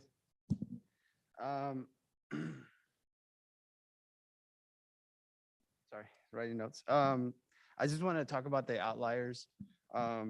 For Goal 2, Action 2, it's right. And so the other ones are, 2.4 million, 1.2 million, and then you got 60,000. So Action 2 is a huge outlier. So I'd like to know, I don't have my chart of accounts handy with me or memorized. So I'd like to know what Goal 2, Action 2 is. I'm sorry, if you have that information. Well, I think Assistant Superintendent Barba may be able to give you a better qualitative description. I don't have an actual printout of all the different expenditures for all the different actions and goals, but So if you, I can help with that. That Okay. relates back to the presentation you received from leadership team. That relates to all of the student intervention and enhancements we've put in place, intercessions, GPA 4.0, summer school, et cetera. So all those interventions cost 60,000? No, I'm sorry. I started at the top. Yeah.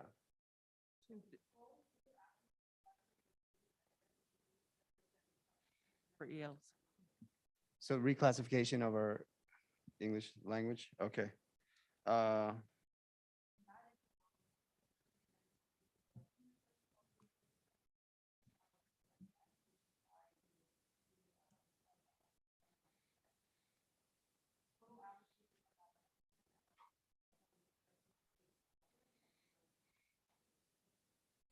And specific to ELs, we also have to utilize Title III funding because Title III funding, federal funding has a time limit.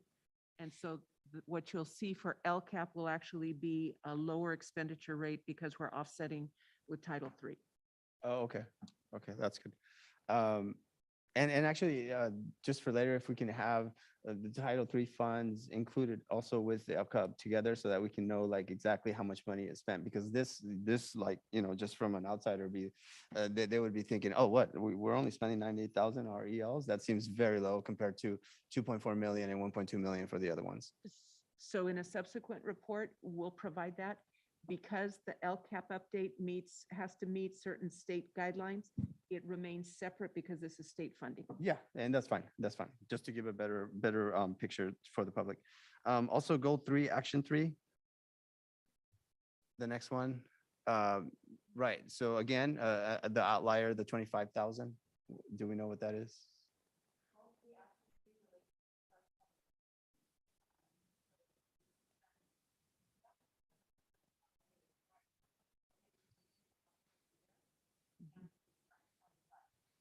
Okay, so that's, yeah.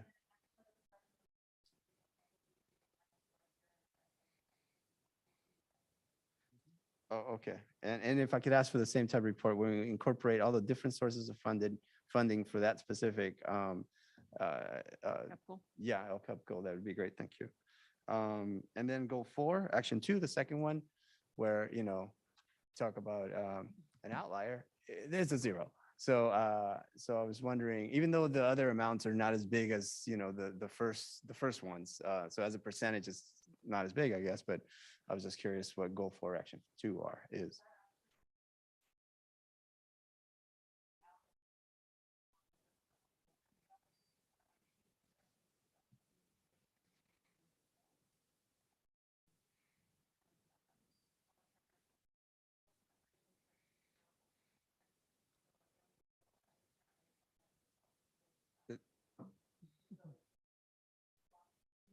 So on that one, are there other sources of funds for that? Or does that mean we have spent 0 money on parent communication and?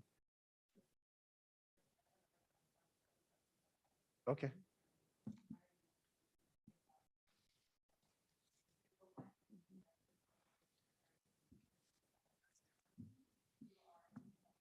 Okay, so in that report, if I can have all the different sources for school parent communications, I just want to make sure that our public understands that we do spend more money than it shows here, since there's other sources. Yes, yeah, we can go back and look at that.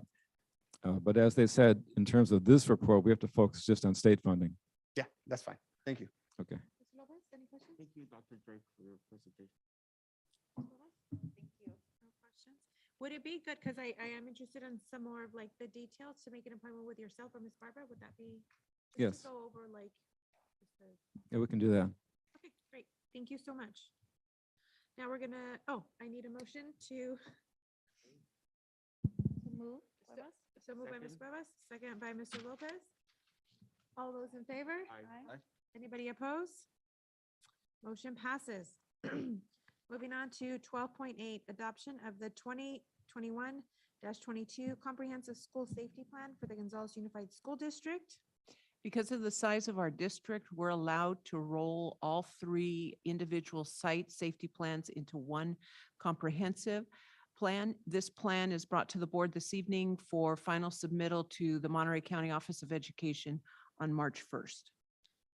Any public comment? Any board questions? Thank you for the work. Very nice. Can I get a motion? So move. Moved by Mr. Lopez, second by Ms. Cuevas. All those in favor? Aye. Anybody opposed? Motion passes. 12.9, classified personnel assignment order number 21-22-60 to grant a leave of absence without pay for Mary Lou Nunes, van/car driver at MOT, effective January 21st through July 22. I think it's self-explanatory. Any public comment? Any board questions? Can I get a motion? So move. Moved by Mr. Lopez, second by myself. All those in favor? Aye. Anybody opposed? Motion passes. 12.10, side letter of agreement between the Gonzales Unified School District and the Gonzales Teachers Association, GTA, in regards to GPA 4.0 Academy Saturday School Program. Staff report. So this is a follow-up agreement with GTA to support our intervention programs, and it deals with the rate of pay and working conditions. Is this for summer? No. Or just, I mean. Saturday. that is- Any public comment? Any board comments or questions? No. Can I get a motion? So move. Moved by Mr. Lopez, Second, Cuevas. second by Ms. Cuevas. All those in favor? Aye. Aye. Anybody opposed? Motion passes. 12.11, side letter of agreement between the Gonzales Unified School District and the California School Employees Association, Chapter 756, in regards to instructional paraprofessional 1, new classification. So we have paraprofessionals who in fact have the prerequisite skills to be substitutes within our district. And so this classification will allow us to pull at times those paraprofessionals to sub within our classrooms. Any public comments? Board questions? Can I get a motion? So moved by Mr. Lopez, second by myself. All those in favor? Aye. Anybody opposed? Motion passes. 12.12 Memorandum of Understanding between the Gonzales Unified School District and the California School Employees Association, Chapter 756, in regards to the LPAC and DLI assessments, classified staffing. So as we're returning to a normal assessment cycle, by virtue of the number of English language learners we have in the district, we need to expand the amount of support we have specific to testing. There are components of the LPAC test that require one-to-one attention with a student. So CSEA has worked very collaboratively with the district to arrive at this MOU, which will allow us to pull additional staff in during peak times when we have to administer the LPAC test. Any public comment? Board questions? I did have one question. I noticed it was for Saturday, so there's going to be testing on Saturday. We will be doing testing on Saturday, and we will also do testing during the summer. So if we're testing on Saturdays, is that going to affect their rate of pay? Because if they're working 5 days, this will be 6 days? That would be a limited amount of employees. Go ahead, Hector. Mhm.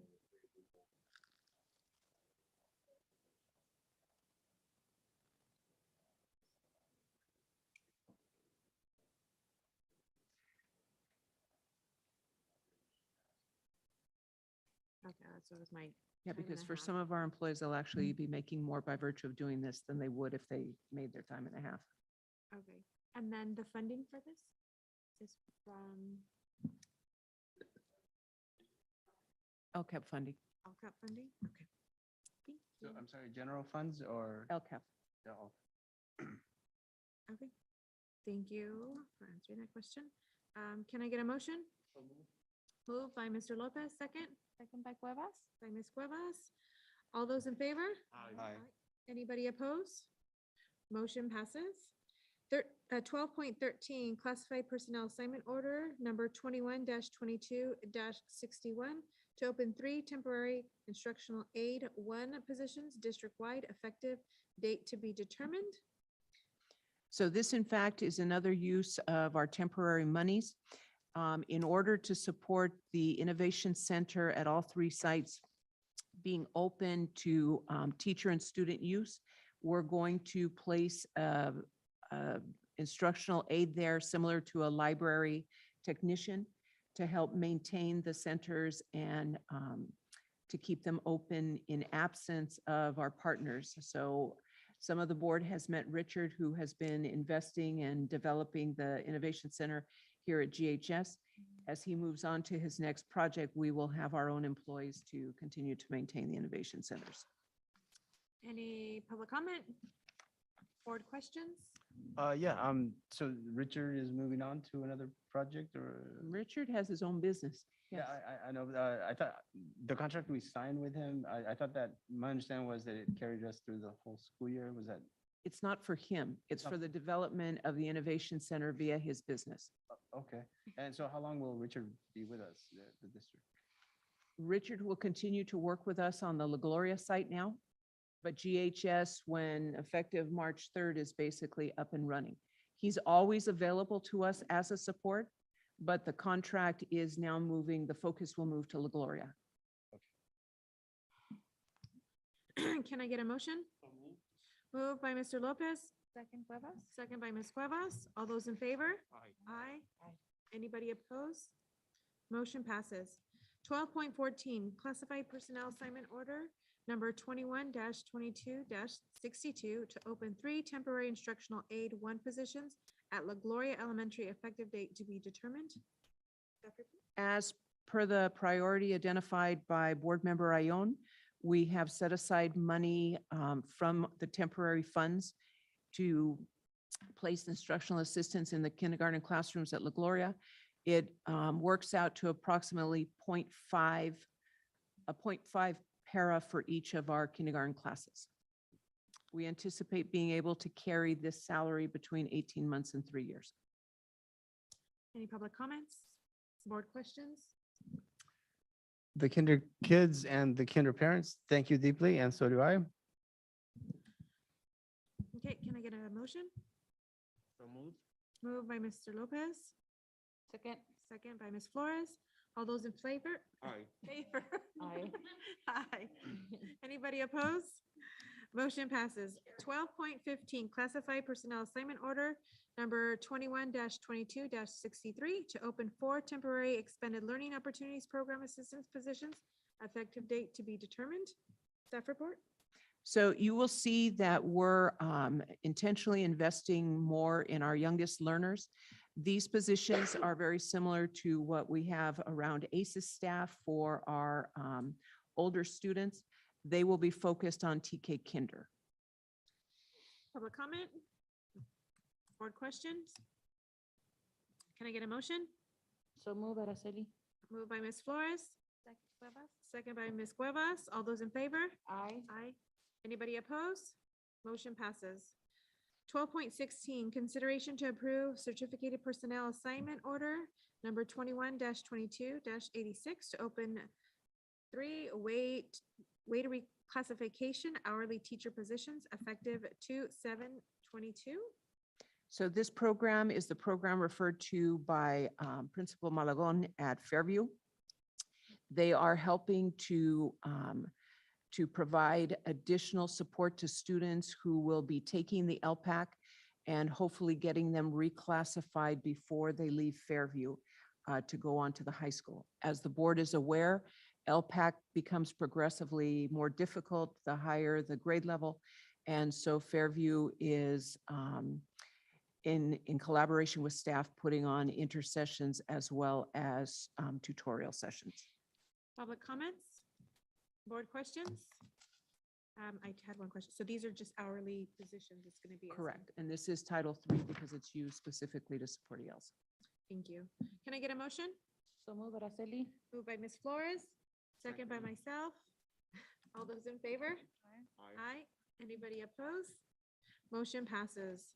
Item 13, consent agenda. Items listed under the consent agenda are considered to be routine and are acted on by the Board of Trustees in one motion. There is no discussion of these items prior to the board action unless a member of the board, staff, or public requests specific items to be discussed and/or removed from the consent agenda.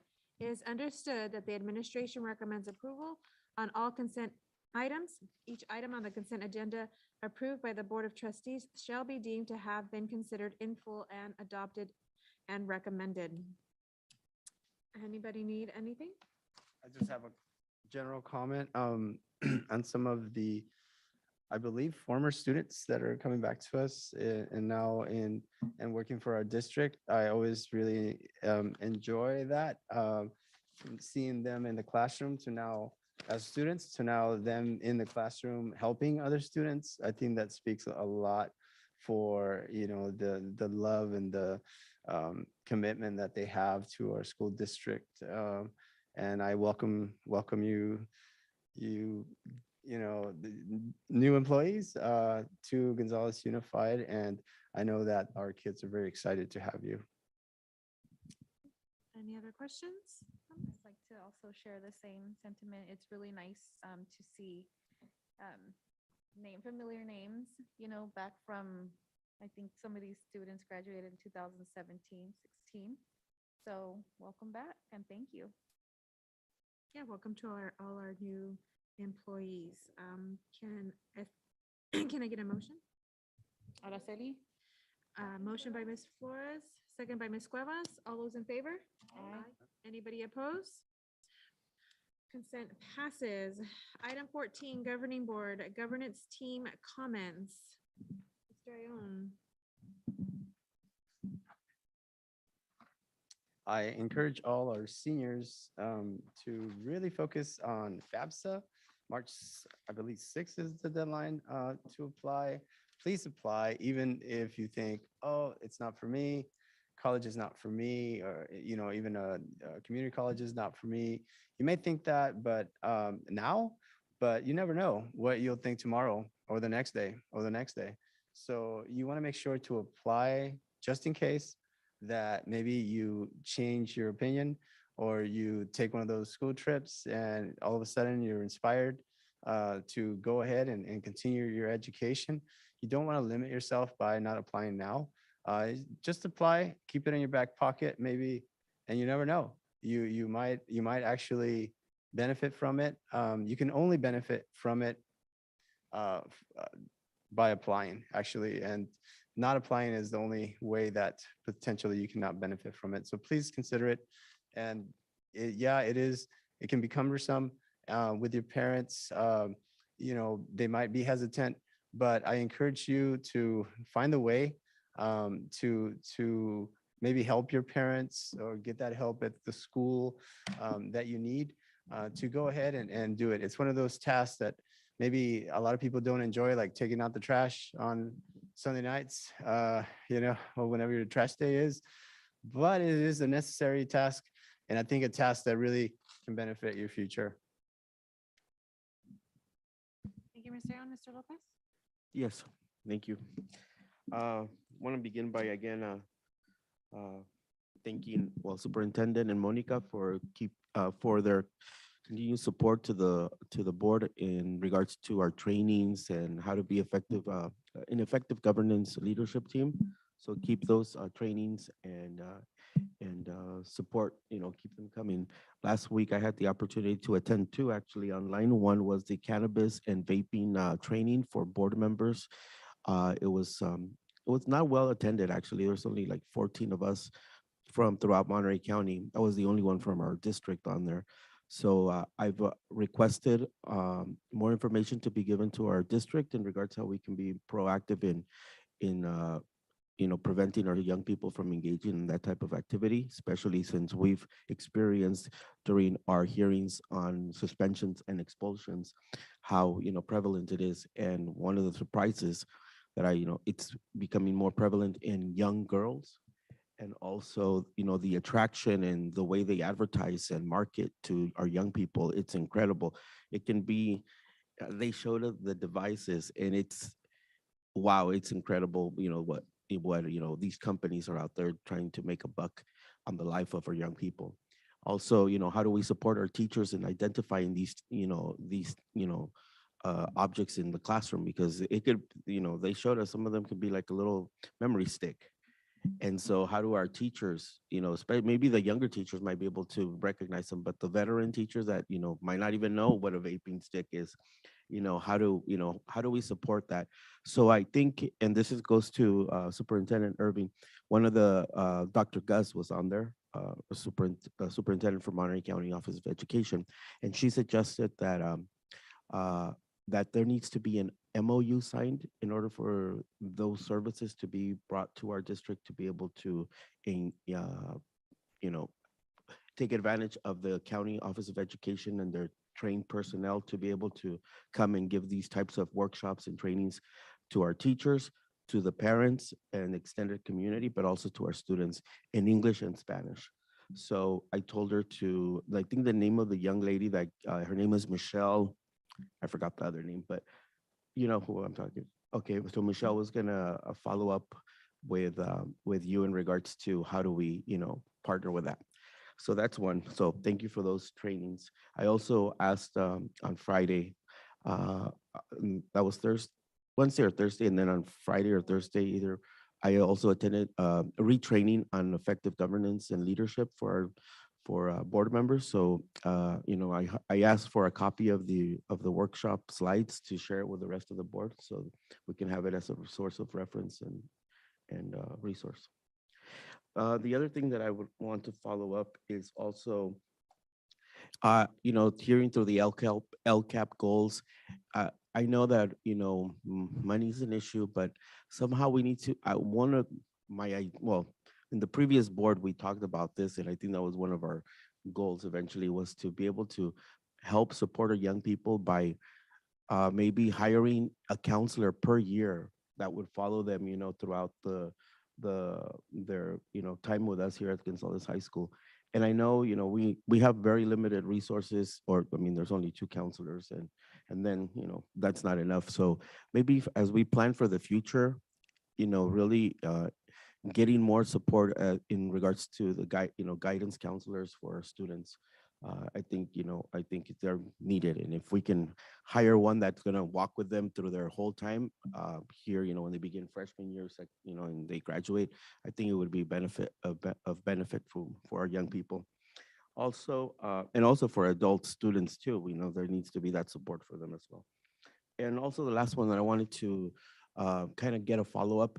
I know I know that during the public comments this evening, we have parents and community members wanting to know what's going on with this, disgruntled employee that almost, caused a reaccreditation of our WASC, of our high school with WASC to be kind of on the limbo there. As a board member, I want to know how's the district dealing with it? And obviously we have, parents that are asking us to hold this person accountable. I don't know what that, how that comes about or what that entails, but I'm just concerned that, we have one person, or I don't know if it's just one or maybe more than one employee in the district that are, at least from my perspective, they seem to be very unhappy individuals. And how do we, change that, or how, and where's the accountability?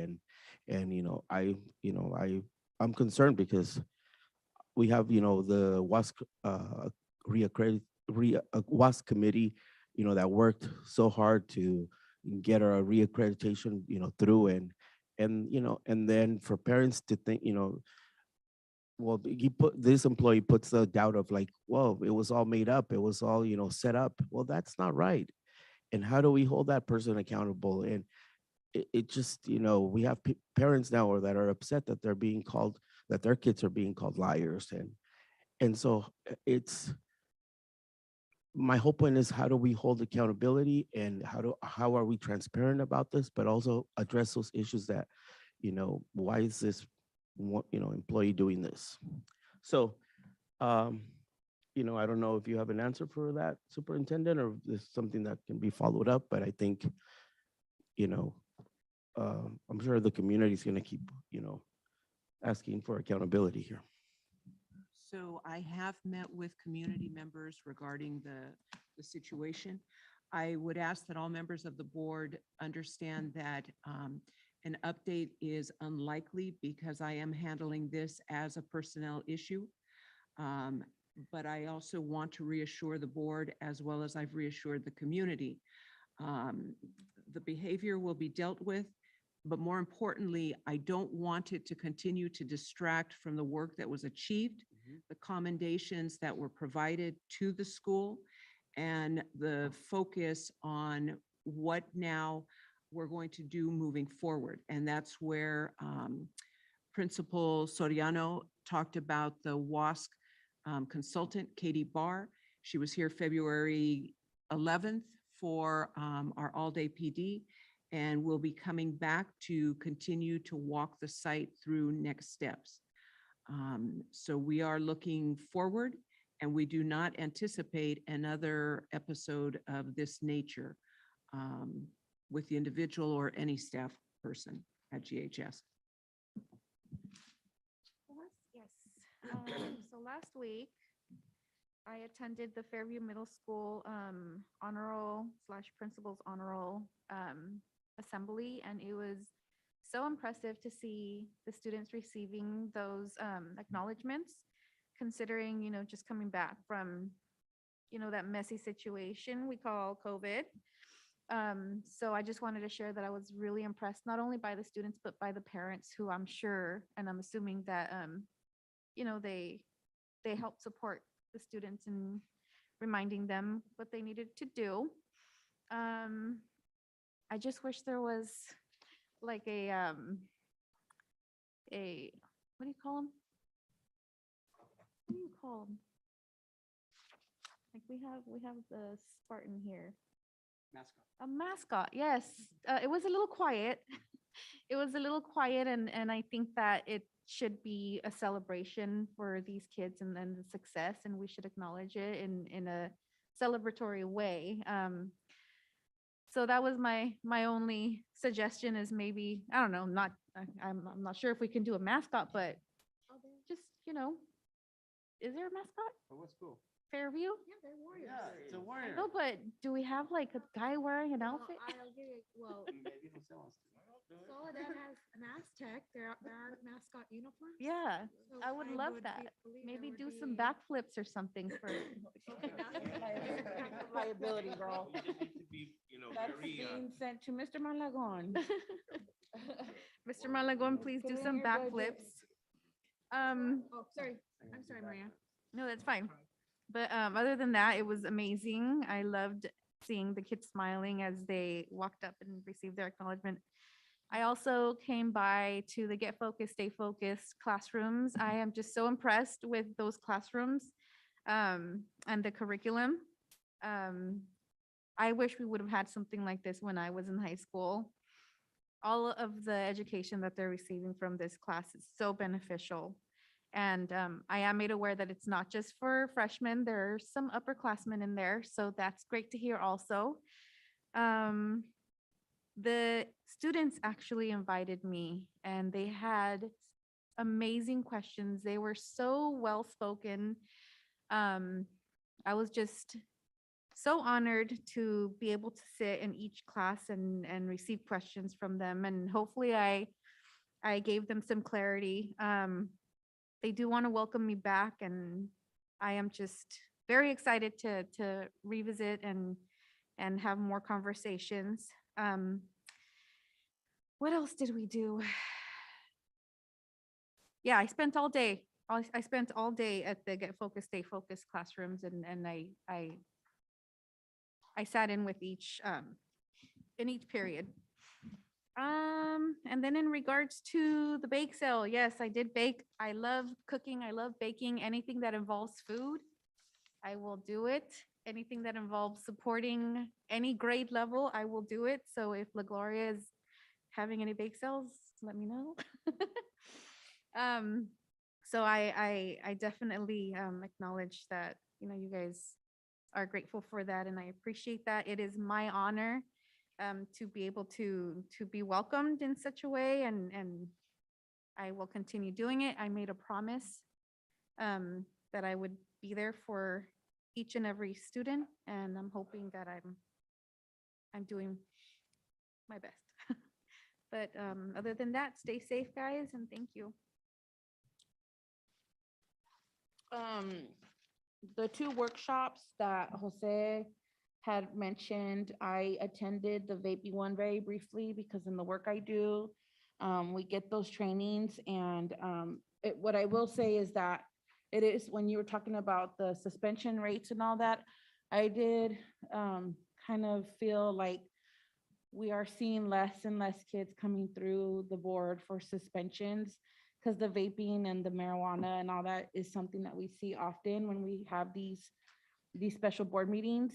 But it's good. It's nice to see that we're not, I don't know, I think we've maybe been to one in the last year. And so whatever the work that's going into making sure that these kids are not bringing the stuff to school, just props to the high school and to Fairview, because when I first started, we were having suspensions more frequently than we are now. So kudos to the staff that are working with those kids. And then the workshop for the governance effectives was based on how to handle a chaotic board meeting. So that was the focus and there was some really good ideas in there. One of them was the norms poster. And I think, you know, Celeste has some ideas in being more proactive with getting community members to see what our norms are. So they can read what the expected behaviors of a board member are and they see it. And then not only that, but the expected behaviors at a board meeting. And so I think it's good for the community to have a proactive role in that. I want to acknowledge the need. I was looking at the finances for your LCAPs. You know, school climate, school culture is an important area for these kids to be able to come to school and enjoy being in school. And so I really, not only as a board member, but as a parent, really, I like the different programs are being implemented to support kids so they can enjoy coming to school. Kids need to want to be here, you know, kids need to want to come. And a lot of kids don't. And I think for those kids who are still, those kids who are having attendance issues, we really need to hopefully we are taking a proactive approach and figuring out why these kids are not wanting to come to school.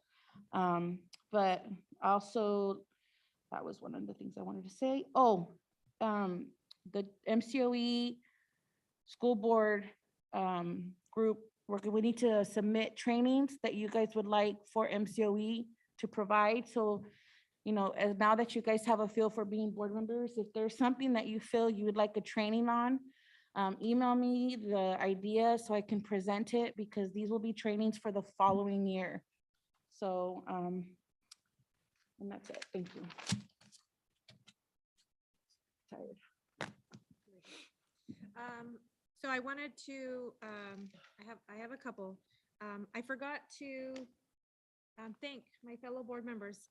As some of the community may or may not know, a couple of Fridays ago, we sacrificed a Friday night to come in and have our presentation, not just ourselves, but we had admin that were here as well. And it's a Friday, I like my family time too, so I do want to commend the board members for taking that time to get acquainted with the equity on grading. And so the community knows as well. I've said it before, we have our board meetings, we do our homework at home prior to our board meetings, but I would hope that the community understands that every individual on here serves on a separate committee. They take time. Araceli talks about MCOE. Scuevas, I don't remember what committee you're on. Nutrition. So, and I believe IT, Caesar, you're on IT, and Mr. Lopez? No, I'm on The RP. bond, under the bond Um, and budget, I think. So it's not just our board meetings. I know some people say, oh, it's just 2 meetings a month.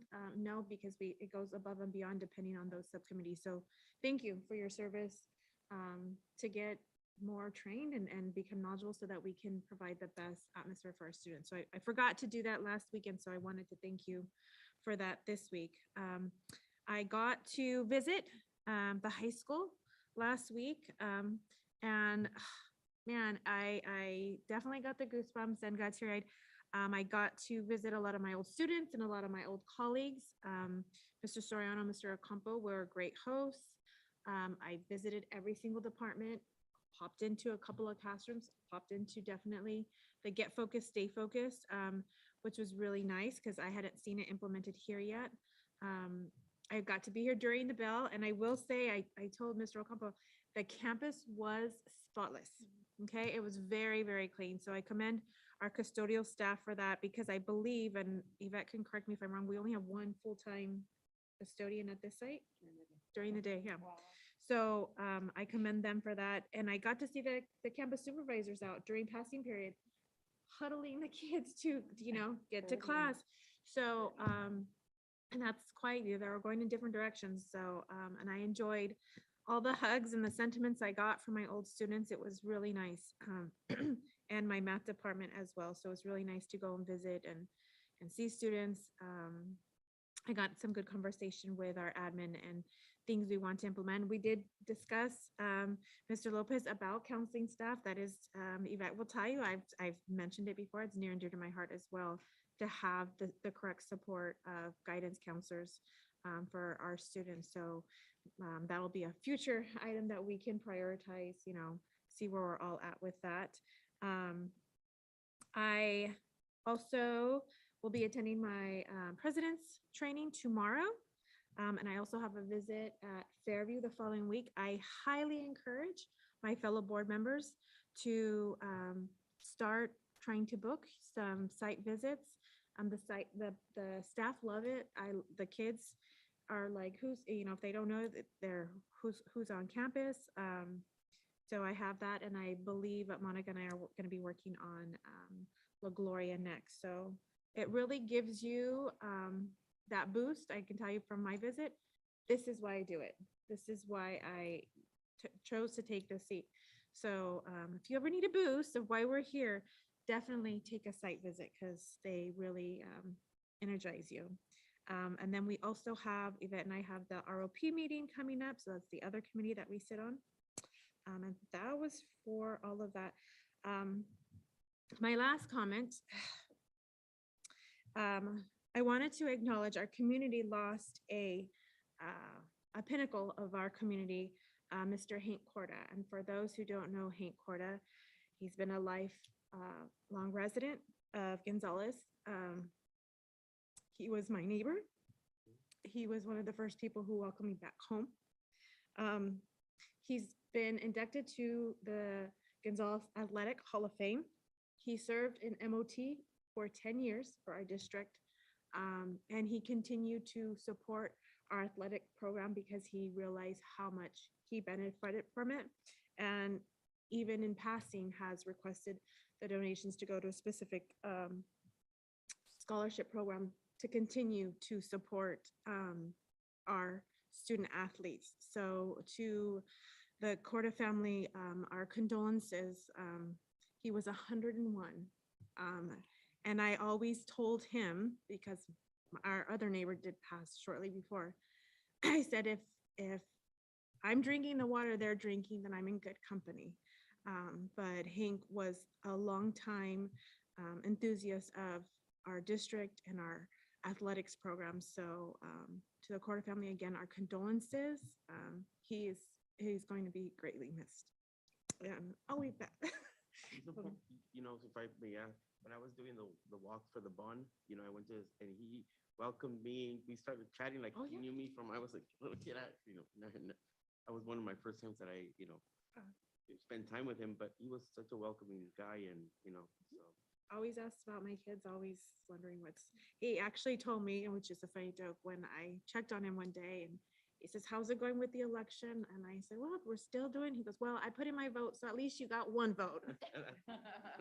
So great man. So Celeste, can I remind you, in regards to sports, there is 2 teams that are being acknowledged tonight, or they were acknowledged. Actually, it was volleyball and I believe cross country. So are we talking about the city council meeting? I believe so. So I didn't get wind of that until this morning, that we have the meeting on the same night. So our 4.0 students from both GHS and FMS were honored by the city council this evening by a proclamation. And then there are 2 sports teams that are being honored. awesome. Thank you for that, Ms. Wanted to give a Rivas. heads up. No, thank you. Item 14.3, future meeting dates. I'm sorry, 14.2, future agenda items, sorry, requests. Mr. Ayon? I think I will hijack the one that you bring up all the time, the Aptigee, the student learning solution. And, what do we have now? What do we need, and how we, proceeding forward? Because I think that we probably have a gap that we want to address fairly quickly. So technology is going to be here on the 22nd of March. I've confirmed that with Ms. Legan. Mr. Lopez? Nothing at this time. No, thank you. Ms. Flores? And I didn't see it on here, but just so we have it for record, if we can get an update with our bonds, a bond update on Yes, that's also expenses. coming on the 22nd. Okay. Are we supposed to get a doodle for our board evaluation? So following up on that, I have reached out to SBA who are new contacts, and I've copied previous person above that staff person, and I'm having a harder time trying to get a response. I'm sorry, But, Laura. CSBA is having a difficult time in the absence of Terry. And so the individual that has been identified is being bombarded by the districts that Terry was supporting. They're hiring for Terry's position, so. Wow. Yeah. Thank you. And I'm gonna pull Caesar. One more thing really quickly. I forgot to, and I apologize. I really want to thank, our staff that are present here, because a lot of them do travel. So, for our staff that's here, our tech support that stay late, I appreciate it. Thank you. Future meeting dates, 14.3. We have all of our regular board meetings, and our special board meeting for is TVA. So leaving at that, we're at item 15. Can I get a motion?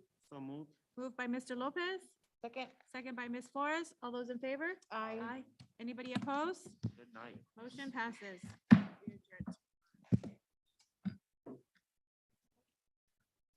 Make sure you leave Monica's item. I saw the sticky note on it.